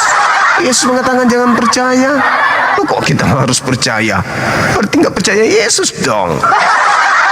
Cobalah kalau Yesus ada datang, lu kenapa percaya? Karena udah nasihatin, dia baik kok bang, langsung ditampak, tepak, nah, kau pembuat kejahatan. Terus berbicara mengenai buah-buahnya. Lu, dari buahnya kau mengenal mereka. Buahnya ada 4. Memanggil aku Tuhan, bernubuat pakai namaku, bermujizat pakai namaku, mengusir setan pakai namaku. Di mana buah-buahnya ini? Ya pengikut Paulus semua. Dari buah penyesatan itu 4 itu, memanggil aku Tuhan, bernubuat, mengusir setan, bermujizat, tetapi tidak melakukan kehendak Bapa. Kehendak Bapa Taurat. Paulus sudah menghapus Taurat, berarti memenuhi unsur itu, gitu loh. Semuanya memenuhi, gitu teman-teman sekalian. Jadi ujung-ujungnya Adam disalahin. Ya, yang menyalahkan dan mengusir Adam itu kan jelas tuh, itu keturunan siapa gitu. Ya kan, Al-Quran mengatakan pasukan sibilisisis kan gitu. Tapi bukan itu yang jadi masalah. Jadi masalah, saya teringat sepanjang sedialog, saya teringat pada saat usia saya masih 3 sampai 10 tahun. Dulu waktu masih kecil di kampung, aku sering tidur di kelambunya nenekku. dan kelambunya mirip dengan ibu tadi punya, rinda-rindanya kayak gitunya. Aku ingat, ini kok kayak kelambu tempat aku tidur dulu waktu kecil ya. Artinya ada juga orang yang mengoleksi barang-barang antik seperti kelambu-kelambu. Kebetulan kan kita ini orang-orang dulu ya, dari orang tua kita itu mungkin pada saat masa kerajaan mereka masih ada tempat tidur, masih ada kelambu yang dipakai di kedatuan waktu itu. Nah, saya tidur di kelambu nenekku itu begitu persis sepanjang itu. Jangan kira saya lihat ibu itu aku tertarik, enggak. Aku lihat rinda-rinda kelambu yang berapa puluh tahun lalu, aku masih kecil waktu itu, kelambu nenek. Tapi bagus, aku suka. Yang kedua, aku suka model rambutnya ibu tadi. Mantap kali. Aku bayangkan kalau Dinda Nora rambutnya kayak begitu ya kan ya. Mirip polwan. Bukan polwan sih. Apa ya? Kayak anak-anak pelayaran gitu loh. Anak pelayaran. Kayak gitu-gitulah wanita karir. Mudah-mudahan ini adalah pelajaran yang baik untuk kenapa kau tertawa? Emang lucu? Aku serius loh, ketawa terus kau. Diam. Orang semua nggak ada yang tertawa, kau aja yang sibuk tertawa. Kau bilang diam? Tuh lihat aku nggak tertawa, nggak biasanya aku nggak tertawa. Biasanya aku sering paling tertawa. Nggak ada yang lucu pun. Memang udah modelnya kayak gitu. Orang nggak ada yang tertawa kok. Kamu aja yang sibuk sendiri ketawa. Udah diam, maghrib. Oke, teman-teman sekalian, terima kasih atas kebersamaannya. Mohon maaf ketika ada bukan karena itu aku tertawa, bukan. Sorry ya, aku tergoda, nggak ada yang lucu pun tadi. Terima kasih atas kebersamaannya. Mohon maaf jika ada kata-kata apa sih ya? Apa kau sebut-sebut Bombay? Apa sebut India segala, penari India segala, apa segala macam? Jangan gitu. Ya, jangan gitu. Ini aku lagi searching di Shopee. Teman-teman, nanti kita akan lanjut lagi.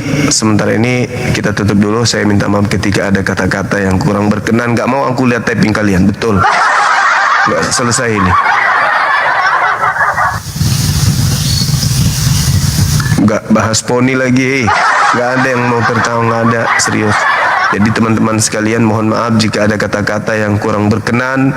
Mohon maaf jika semuanya yang saya lakukan ini mungkin masih kurang. Yang pastinya apa yang saya uraikan itu ya itu berdasarkan pengetahuan saya.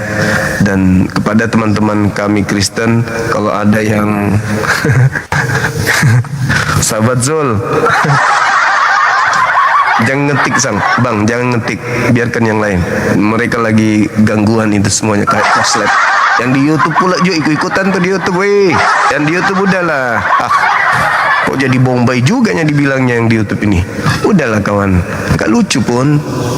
Nggak lucu, aku nggak tertarik untuk tertawa, serius. Aku orang yang paling kocak kalau tertawa. Jangan. Kepada teman-teman kami Kristen,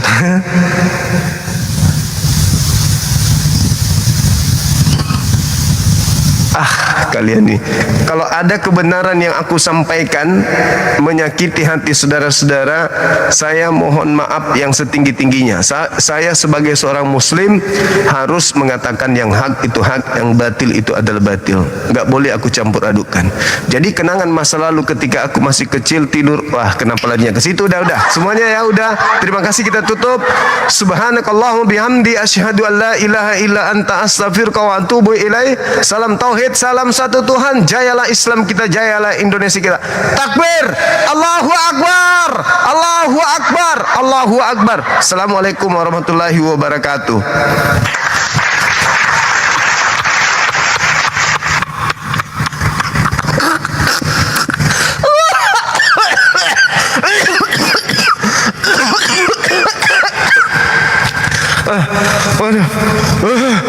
Astagfirullah. Aduh.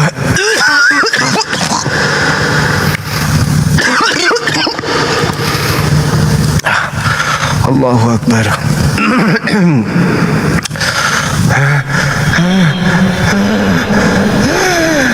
Maghrib. Udah.